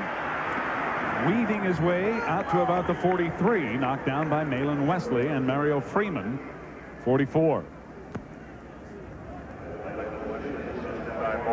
Freeman back in the game, as you mentioned earlier, Ron, appears to be okay. Here's what Stewart was looking at. Here's the problem. Watch Freeman, 44, the linebacker. See how he's in his drop? There's no place for him to throw the football. But look at that ability right there, boy. Nothing like not throwing an interception and taking off and running the football. And that frustrates you as a defensive player because you've done everything that you can do, and now the guy takes off on you. Yeah, and picks up 9 yards. Third down, about 1.5 yards to go. Incomplete, intended for Michael Westbrook, but Stewart's pass well wide of the mark. Malin Wesley had the coverage on Westbrook. So it's going to be 4th down. Oklahoma, that series, they did a real good job of being disciplined finally in their drops. Everybody got to the zones they were supposed to be at, and they didn't bite on anything. That was just disciplined football, and you see what's happened. Darius Johnson back to receive Mitch Berger's punt. Berger will be punting into a bit of a wind. The Sooners have everybody else up on the line. They're holding him up, trying to get a return for Johnson. From the 22, Johnson nowhere to run as a lot of white shirts are there. Good coverage by Colorado. 1:16 remaining in the third quarter. A 34-yard punt, but as usual for Colorado, not much of a return. Bart Conner, of course, went on to a career in television. Here are the total yards. Colorado on track for another 500-yard afternoon, and their defense has done an outstanding job. Oklahoma needs a drive right here, 1st and 10 at their own 24, down 20-3, and on a delay to the fullback Chandler. Dwayne Chandler with a huge run out to the 44. Dennis Collier made the stop, and let's again check in with John Saunders. Steve, Tennessee with the lead over Alabama and trying for more. Schuler with a pitch to James Stewart, who never really finds the handle. Alabama saves it and recovers. Tennessee up 10-9. Back to you. Heck of a ball game right there, John. We're still in the third. We're in the third. The final minute, just about, of the third. It's been a short third quarter. That's what happens when that ball stays on the ground a little bit. Well, Chandler just ripped off 20 yards out to the 44. First down for the Sooners. Gundy with time, and he completes it. P.J. Mills with a reception for another Sooner first down. And they're calling on a few different plays, Ron, than they were calling earlier. Kind of showcases the talents of Gundy there. He's on the hash closest to the Buffalo sidelines. He makes an out throw all the way to the other side of the field. Great arm, great ball, good comeback by Mills. And it results in an 18-yard gain, another OU first down in Colorado territory at the 38.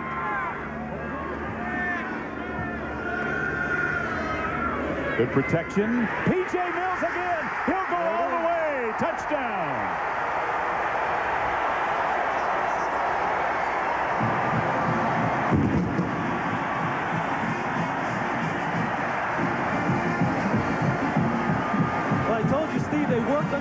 practice the other day with Warren. They couldn't hit it.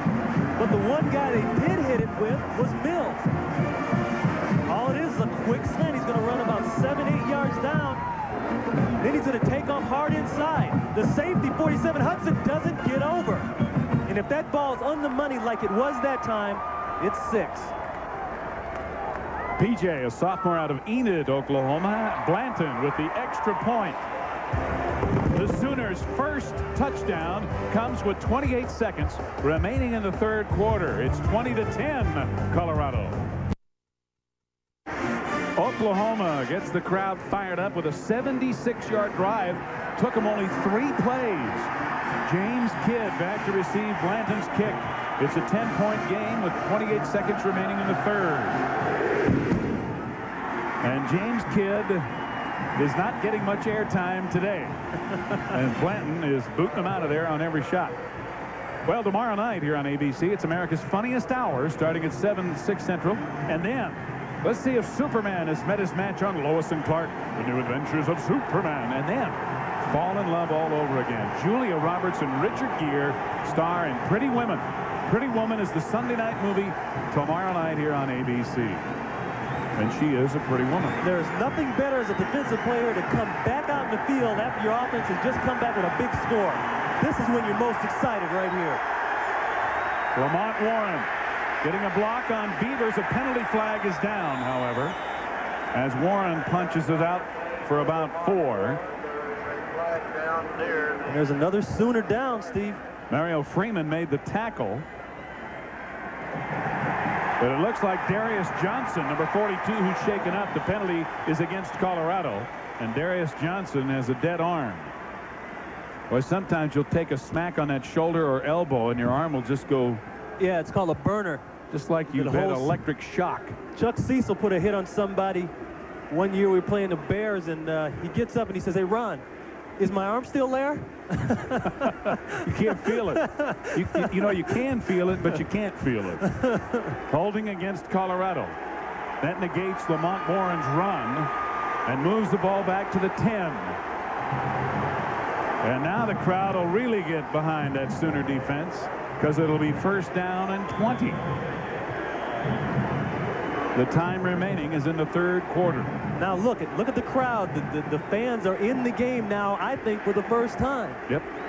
Colorado started strong and took command of the game early. They went on 3 long first-half drives to lead 20-3 at halftime. Colorado's not stupid. Hey, let the clock run. It's to their advantage. They're going to let it run out, and they do. It's 20-10. Colorado over Oklahoma will return with more action between the Buffs and the Sooners after this message and a word from our local ABC stations. Welcome back to Norman, where it could be a very interesting final 15 minutes. It's also pretty interesting right now with Tennessee leading Alabama 17-9. That game in the fourth quarter, a 73-yard touchdown run in that game for Garner. Tennessee giving Bama, with that terrific defense, all they could want. Right here, first and 20, Colorado, as we start the fourth quarter with the Buffs leading by 10, but the Sooners have the momentum. Did he make the catch? Apparently so. No, one official said yes, the other said no, and CJ comes up empty. Darius Johnson still in the game, even though he was shaken up. Had the coverage on Charles Johnson. It'll be second and 20. If anybody could make this catch clean, Steve, this man right here could. And I don't know. That looks like a catch to me. And Johnson's not the kind of guy. Look at Stewart. It's a catch. I call it a catch. Looked good to me. I call it a catch. One official was marking the spot, but another one waved it off. Colorado still at their own 10. Stewart on a quarterback draw. Picking his way for good yardage out to the 25. Let's go to New York and check in again with John Saunders. Steve, Alabama's outstanding defense has given up 356 yards to Tennessee's offense, including 73 here by Charlie Garner, and this one to the end zone for a touchdown. Tennessee trying to knock them off. 17-9 is the lead. Steve. Thank you, John. Heck of a ball game there, and a big one for both teams and the SEC. And this is a big one for both teams in the Big 8. Colorado facing now 3rd down and about 5, 4.5 to be more precise. They need to get across the 30. Lamont Warren has the first down. Boy, that was an excellent block by Fourier on Beavers, and you know what? Beavers is upset about it. It was a classic drive block on a potential All-American, and that is what got the first down. Beavers 56 at the bottom right here. Watch this. Fourier's locked up on him man-to-man. You can't see it there, but he's going to get mad. He's going to turn around and take a swing at Fourier. He is the force guy. He's the linebacker that makes all those hits right there, and he was out of the picture. Fourier, number 86, driving him right off the screen as well as out of the play. 1st and 10 Colorado at their own 32. Stewart in and out of the hands of Charles Johnson. Again, Darius Johnson with the coverage, and CJ is shaken up.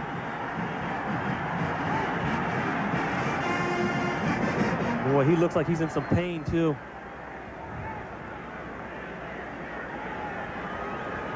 He runs that little comeback that they've been running a lot today, Steve. The ball is underthrown. The corner comes over the top. Ooh, baby. That is neck twisted. And Darius Johnson got up immediately to make sure that Charles Johnson was all right.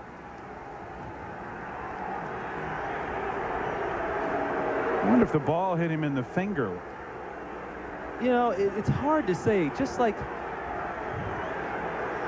right, he's got to go down low for the ball. Ooh, boy, it could have come off that thumb or finger. It looks like it might have been look the at his right look hand. at his head. He's not even watching the football, and that's not characteristic of somebody like Johnson. That didn't help either. Look at, he is kind of holding his left hand gingerly. You could see it more, of course, in slow motion. But they've got him on his back, though, Steve. Yeah. It's hard to say exactly what the problem is when you're up here looking at it. It could be anything. Well, we've had a lot of guys banged up today. And it is his hand. Ball hits off his hand, and he's looking at it right there when Darius grabs his helmet. Now he's going to look at it again. He may have dislocated a finger. He may have dislocated a finger. Yeah, he did. Yeah, he did. Or the thumb. Yeah. And I've done that before, and the shock when you see that finger out of place, something else. Well, they're headed right to the locker room with him, which means also that it could be broken. Well, that also means that now Westbrook, who's the man that they have not thrown to much today and in the last few games, he's got to get back into the picture. Well, we'll try to get a report from the Colorado locker room on exactly what the extent and nature of the injury to Charles Johnson might be. But right now, it's 2nd down and 10, Colorado. James Kidd, number 2, is into the game at wideout, replacing Charles Johnson. Stewart has lots of time, and now he's going to run. First down. Finally dragged out of bounds on the far sideline by Malin Wesley. And Cordell Stewart came very close to breaking it all away. Here's a play that breaks down basically perfect coverage in the secondary for Oklahoma. He's going to take a sack as it appears first of all, but then he takes off and runs with the football. And now you think, okay, he can only get a few yards. Freeman's going to hit him. DeQuasy's going to hit him. All of a sudden, Steve, he's getting ready to go down the sidelines for the big one. And if Wesley doesn't get a shirt load, he's gone. It's over. Well, we have a report from the locker room already. Charles Johnson, unfortunately, has a compound fracture of his ring finger. A very serious break, apparently, to the left ring finger of Charles Johnson. 1st and 10, Colorado. Lamont Warren, nowhere to go. Beavers is there, along with Ricky Rem. Beavers, for the first time today, getting some penetration. He's the guy, the blitzer we talked about. They like to bring it off the corner.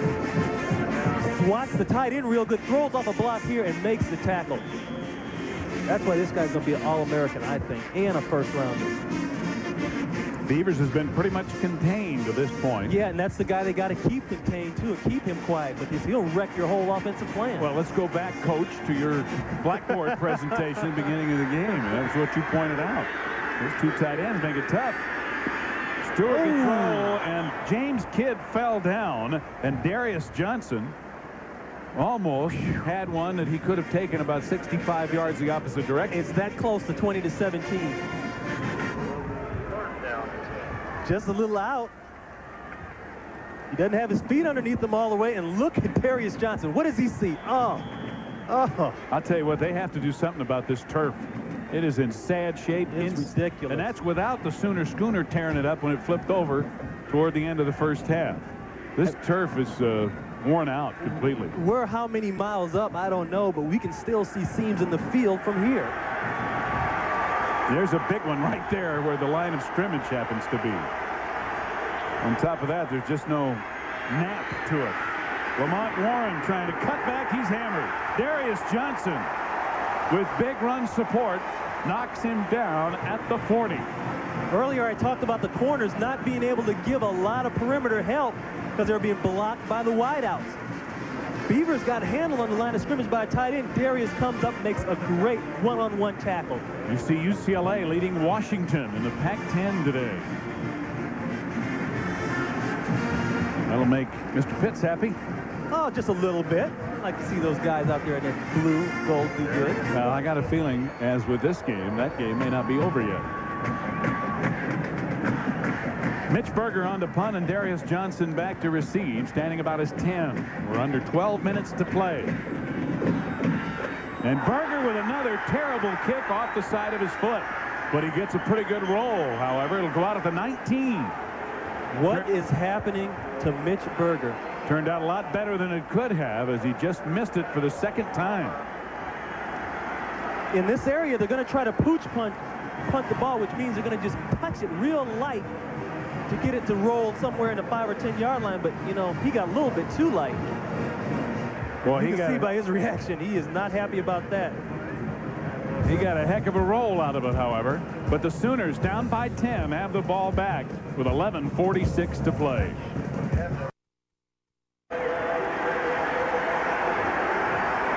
Some of the Sooner faithful have left Memorial Stadium in Owen Field, but those that remain are now into it big time as the Sooners go 1st and 10 from their own 19. Gundy going to run it. He's got some room. He has a block out to the 47, and he may be shaken up. Sam Rogers, number 90, finally drags him down, and Gundy is still motionless. This is the worst nightmare right now for Gibbs, possibly coming true. And I'll tell you one thing, we got a Colorado player who got leveled on a downfield block, Dwayne Davis. And it's one of the Oklahoma players who cut back. We've talked about that turf a lot, Steve.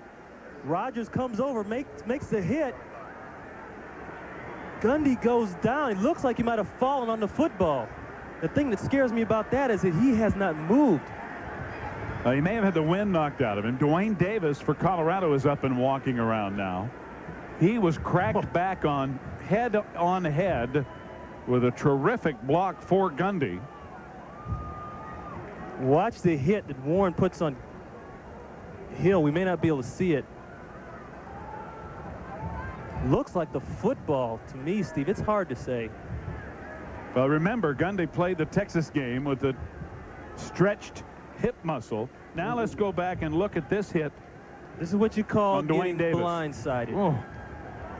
Corey Warren with a big-time block. That's the kind of hits where you need an airbag in your helmet. Yeah, Dwayne Davis saying, where am I? Gundy, unfortunately, however, still down. Terrence Brown, number 3, the backup quarterback, redshirt freshman from Fort Bend, Texas, who's hardly taken any snaps, starting to warm up. And the word on Brown this year thus far is that they feel like initially in the beginning of the season he had some improvement, but he's kind of tailed off. He's regressed a little bit. Well, we'll check it out and get the word for you on Cale Gundy, who remains down, when we return. Watch what happens to Gundy's head as he hits the ground. Rogers, the defensive lineman, pins his right arm, no support. Blam. And that turf is so hard. It's so hard down there. And apparently Cale Gundy has suffered a head injury. He appeared to be unconscious. He did not move from the time he was tackled. They have brought the stretcher out. They are, of course, taking no chances, regardless of how severe the injury may turn out to be, and we certainly hope it is not that serious. And there is Terrence Brown, of whom we spoke earlier, who is brand spanking new. He redshirted last year. He's a redshirt freshman this year. And as you see, he'll be taking his first collegiate varsity snap. There is nothing like being a backup in this situation with Cale Gundy, who is everything here. You know, in the beginning of the game, you don't think you're ever going to have to play. But, boy, there's nothing like being a backup and having to play in a situation like this. Well, the other thing you have to think about, and obviously we're still hoping that all of this is precautionary and not really required by the serious nature that may be Gundy's injury. You have to wonder how the rest of the Sooners are going to react. Here's their leader. Here's the guy that's quarterbacked them for 4 years now. Here's the guy that in this situation right now in the game this afternoon, they're looking to bring him back, as he did on that run. They've got 11.5 minutes. They're down by 10. If he's taken out of this game, is the heart taken out of Oklahoma? Well, let me give you an example. Okay, in 80 and 90, up in Green Bay, when Mikowski got hurt out in Phoenix, that week on, it was like a morgue around our training camp. I mean, it was unbelievable. The morale, you know, you always say the positive things on TV. Oh, well, we'll rally. Oh, we have this as far as depth, and we'll do this. But you know what? That man's your heart right there. That's the heart of the football team. That is what's making this team go up and down. Yes, there are players along with him that do an excellent job, and there are All-Americans and all Big 8 players, etc. But the quarterback right now for Oklahoma, he makes it go. The other reaction, of course, could be that the Sooners get fired up and realize that everybody's got to pick up the slack a little bit more individually than they might otherwise, and they rise to the occasion. And it'll be interesting to see, of course, how Terrence Brown can perform in a very unfortunate situation. And isn't this exactly how superstars are made? Young freshmen coming in, nobody knows a lot about him. Don't be surprised if Brown gets in and does an excellent job. Teammates coming over to pump him up, get him going. Football is a violent endeavor, and injuries are part of the game. And how teams deal with that adversity is a large measure, as Woolfolk and Clavell and others, Rogers coming over to wish Gundy well, see how he is. But how teams deal with the inevitable negatives created by injury problems is in large measure directly proportional to their success. Here, however, there could be no worse injury as far as the Sooners are concerned, as this man does represent the heart and soul of Oklahoma's football team. You know, during practice as a backup, the coaches are always nagging you, hey, get in there, take some snaps, get ready, learn this, know it as well as the starters. And week after week, it never comes to fruition that you have to get in and play. But that's an example right there. You have to know everything that the starter knows, even if you are a backup, because you never know when your time's going to come. A lot of support being shown for Terrence Brown, who takes over with Oklahoma having a first down at their own 47. 11.5 minutes remaining, and the Sooners down by 10. James Allen on that reverse option, but Woolfolk won't have any of it. We have a penalty flag down, however, thrown at the line of scrimmage. Woolfolk actually got cut and then got back up and made the play. He was out of the picture.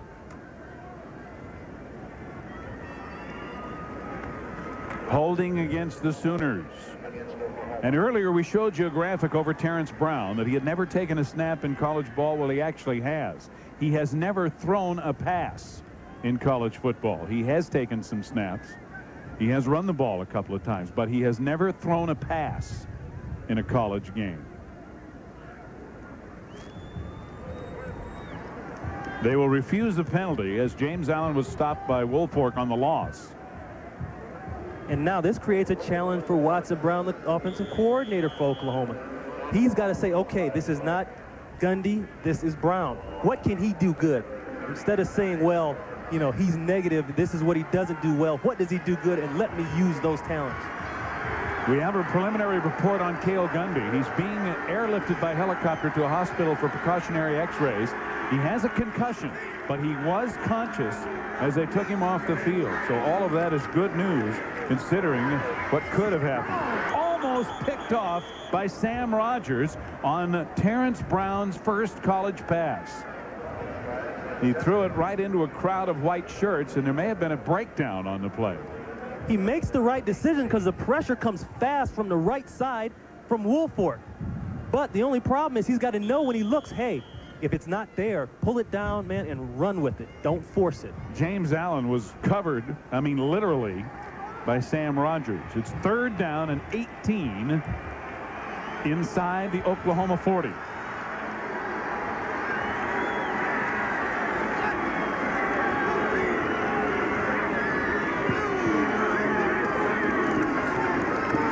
Good protection for Brown.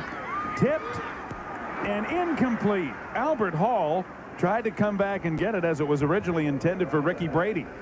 It appeared to be tipped by John Knutson, number 36 in at linebacker. It's amazing how quiet it's gotten around here for obvious reasons. But boy, people are just on the edge of their seat and waiting and wondering, what is Terrence Brown going to do? Scott Blanton on to punt on 4th and 18. Chris Hudson back deep around his own 20 for Colorado. Very high, very short kick. And it's exacerbated by the fact that it's into the wind and it goes out of bounds at the Colorado 43. Only an 18-yard kick by Blanton, and whatever was ailing Mitch Berger must be catching. Yeah, that stuff is contagious, you know. You watch that go on the other side of the ball, and it carries over. Next Saturday here on ABC Sports, you'll see exciting regional coverage again, and most of you will see the Fighting Illini battle Big Ten rival Michigan. Number 2 Alabama rolls into Mississippi. The Tide hooking up with Tennessee today. Other regional action including Fresno State and BYU next Saturday here on ABC. Hard running on 1st down for a gain of about 6. Let's check in with John Saunders again. Washington and UCLA. Wayne Cook going 6 yards to J.J. Stokes. 4th time they hook up on the day. That ties Sean LaChapelle's record, 32-18. Back to you. Thank you, John. Well, those Bruins looking good there, alum. Might be in a Rose Bowl year. You never know.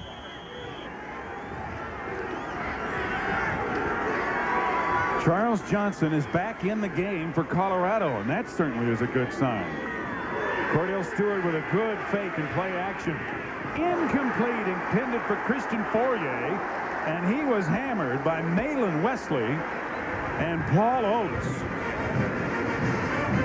And there's CJ. He appears to be okay. You've got to be kidding me. Look at, he's got that hand. A compound fracture. He said, hey, tape it up. Let me get back out there. Remember the adversity we talked about earlier that this young man's been through?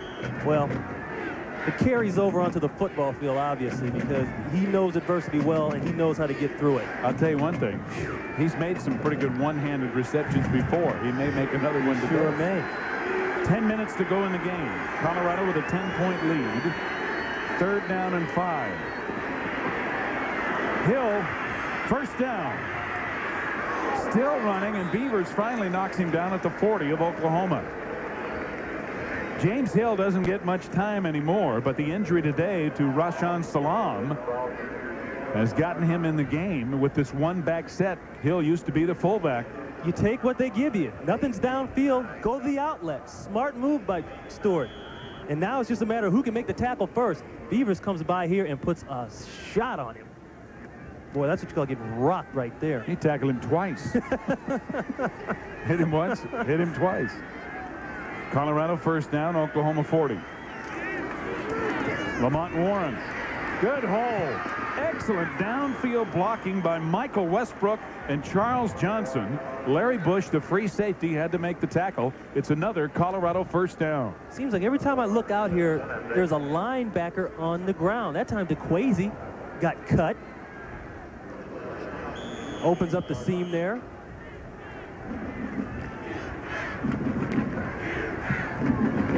First and 10 at the Oklahoma 28.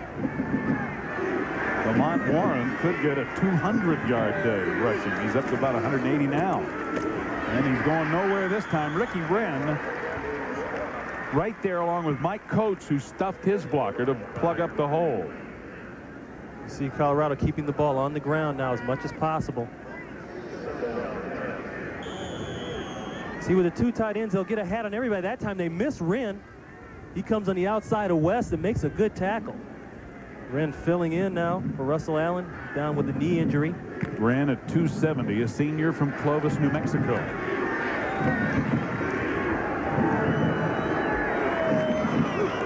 No gain. Second and 10 under pressure. Stewart gets it away, complete to Westbrook. Boy, did you see the way Stewart backpedaled away from the pressure and threw the football? Got some quick feet. That takes a lot of guts to do that. It's a gain of about 8 to the Oklahoma 20.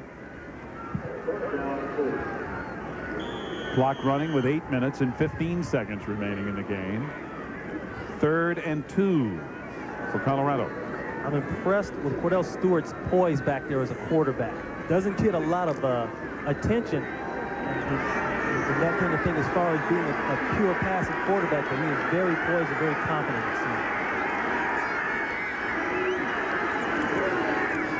Lamont Warren out of the I formation, going nowhere. Mike Coates got an ankle and wouldn't let go. See, what's bad is down by this part of the field, the red area or the green area for the offense, they like to do a lot of blitzing, Oklahoma does, with an inside linebacker, Coates and Freeman. But the problem is that they blitz with this two tight end offense and they miss. There's going to be holes in there you won't believe. Well, Coates trying to prevent Lamont Warren from falling forward for a first down.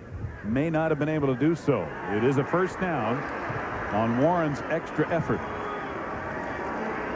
The ball at the Sooners 18.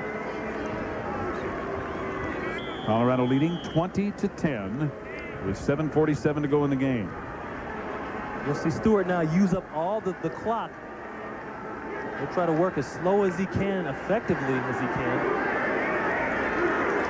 Lamont Warren with 179 yards rushing. Hill. James Hill down to the 14. Covered there by Paul Oates, 55.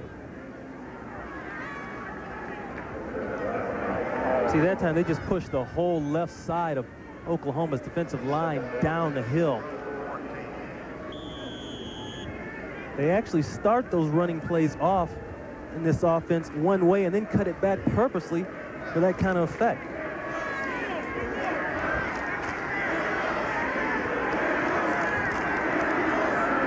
Second down, 6. James Hill again, and John Anderson can't bring him down. Finally, Brent DeQuasie gets him at the 10 with help from Ricky Wren, 92. Anderson had him at about the line of scrimmage, and he ran right out of his grasp. It's just good power, good running by Hill, keeping your feet moving at all times. You know, linebackers and running backs, they all work against the big stuff, the hard stuff in the weight room and everything. They love to see you try to take them on up top. My philosophy was get them down low, stop the source. Cut those feet out. Cut those feet going. Yeah. 3rd down and 2.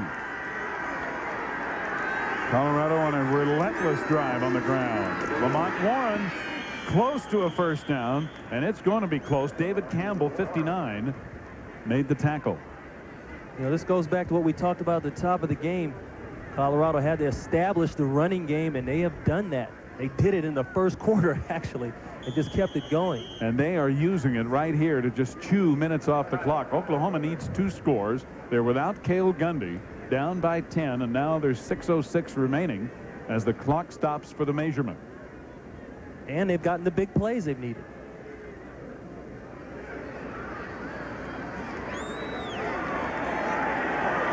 John Lurie shows us how much is remaining. Tough day for Gary Gibbs.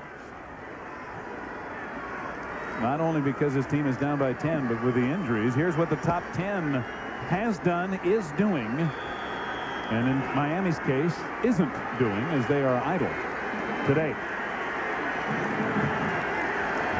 Colorado leading by 10. Less than 6 minutes to play. Goes for it on 4th and 1. The ball inside the Oklahoma 10. Can't try a hard count. They're trying it. Cordell Stewart diving forward. No flags on the play, even though there was some movement. Cordell Stewart has the first down. Steve, that little jump he got on the right side of Oklahoma's line was just enough to get that first down. They were out of position after they jumped, and he just rolled over. It wasn't, you know, a real big leap or anything like that. He didn't run anybody over. He just kind of rolled over.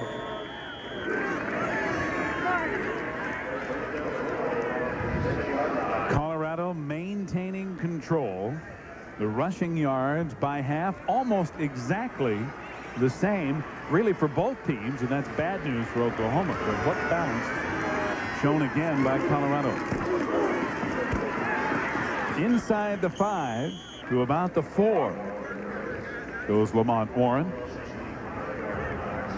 Stopped by Mario Freeman, 44. And they just keep hammering.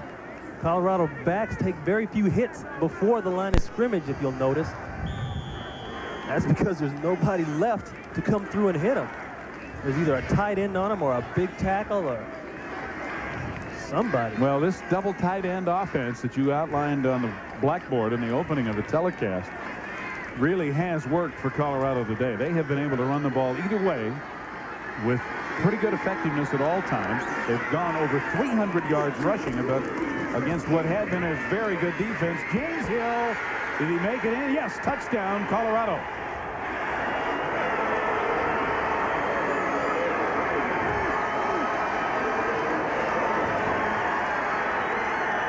If you're a Sooner fan, the sad thing about all this is that Oklahoma is a second quarter and fourth quarter football team. That's where they score most of their points. So now they got to be saying to themselves, well, I don't know, guys. The extra point to come from Mitch Berger, as Colorado may have just put it away. It's 27-10. Bill McCartney's Buffaloes are going to do it again, apparently. At 4 minutes, 35 seconds left in the game.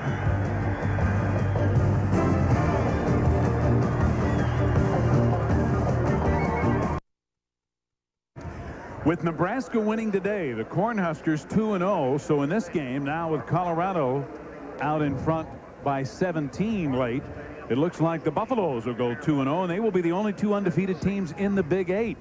Oklahoma will fall to 1-1, and here's what they're playing for. The champion, of course, going to the Orange Bowl, and if there's a tie, incidentally, the Orange Bowl will choose which of the tied teams goes. Second place in the Big 8, the Bowl Coalition decides where they go. Third place goes to the Jeep Eagle Aloha Bowl here on ABC in December, Christmas Day, and then fourth place to the Copper Bowl. So the one that really counts for everybody at this point in the season is Miami and the Orange Bowl. Colorado maybe staking their claim along with Nebraska. Berger will kick off. P.J. Mills and Darius Johnson, as usual, are back. They haven't had any chance yet in this game, and they will not have a chance here again. Well, Berger finally got one up in the air. Florida State leading Virginia, and Tennessee with 2:50 to play, still leading Alabama. Auburn with a huge win over Florida. Michigan beating Penn State, first ever meeting at our game earlier here on ABC. And UCLA also on ABC this afternoon, big over Washington in the fourth quarter. A&M rolling on in that Southwest Conference, and Wisconsin still doing it in the Big Ten. Having a good year. Look at Washington State over Cal at halftime. 1st and 10. Terrence Brown out of the shotgun, completes it to Ricky Brady. Brady with a first down and manages to get out of bounds just across the 30 in the grasp of Dwayne Davis and Dalton Simmons. As you can see, Brown throws a nice ball, nice tight spiral to the out.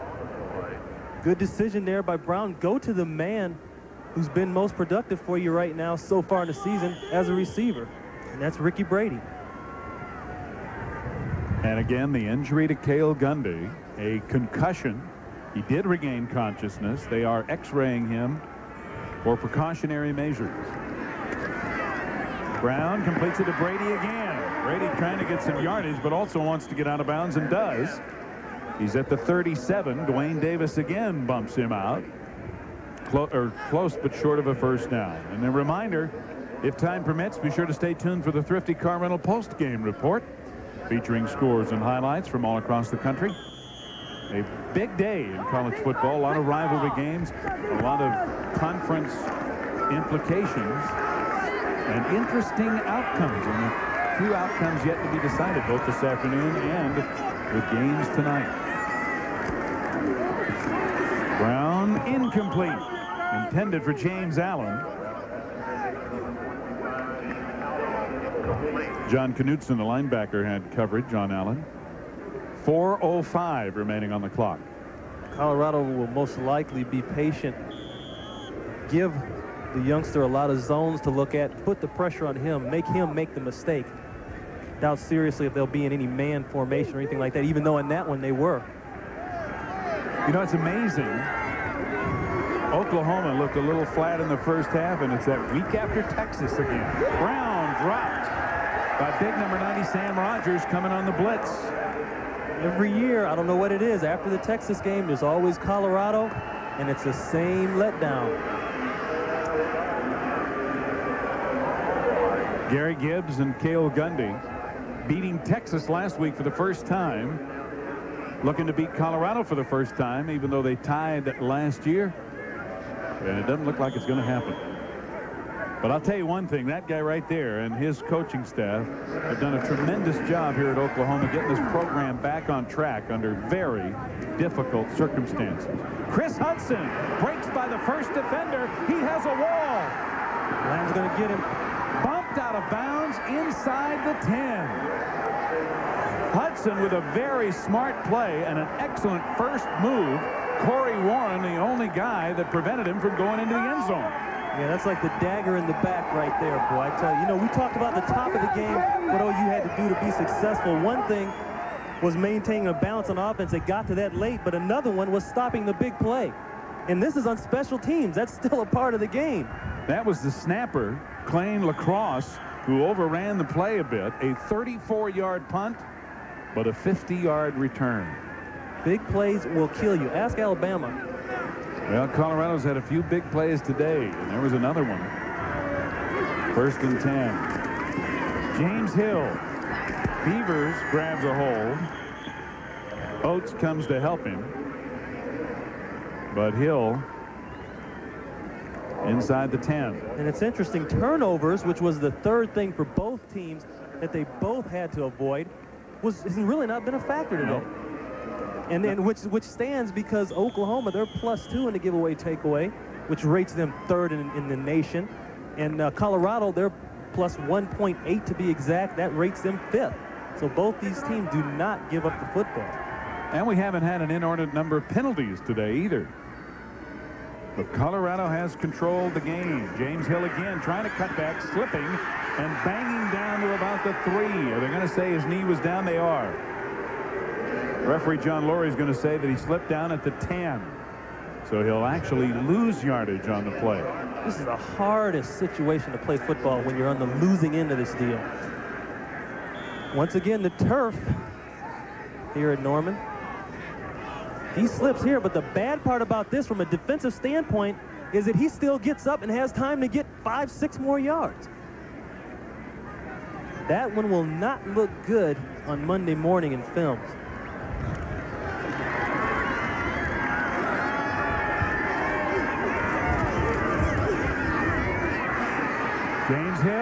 heading for that goal line again. And is he in? We haven't seen a signal. I don't think so. And to make it worse, they got a first down now. We talked earlier about Colorado being very, very good inside the red area from the +20 going in to the goal line. And they have been excellent today.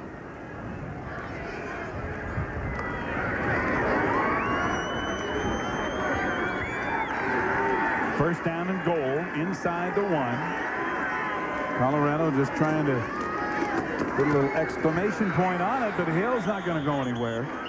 Fine penetration by the Oklahoma defense. All he could do was run into the pile, because they would not be moved that time. You know, I don't care what form of football it is, high school, pro, little league, 2 tight end situations have always given me problem.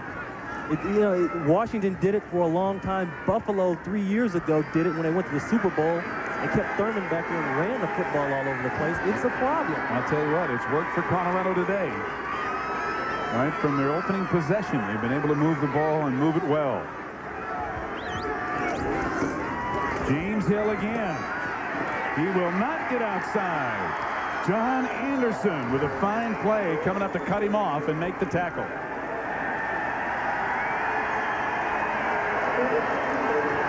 And the players come out on the field. They will let the clock run out, and that will do it. Colorado does it to Oklahoma again.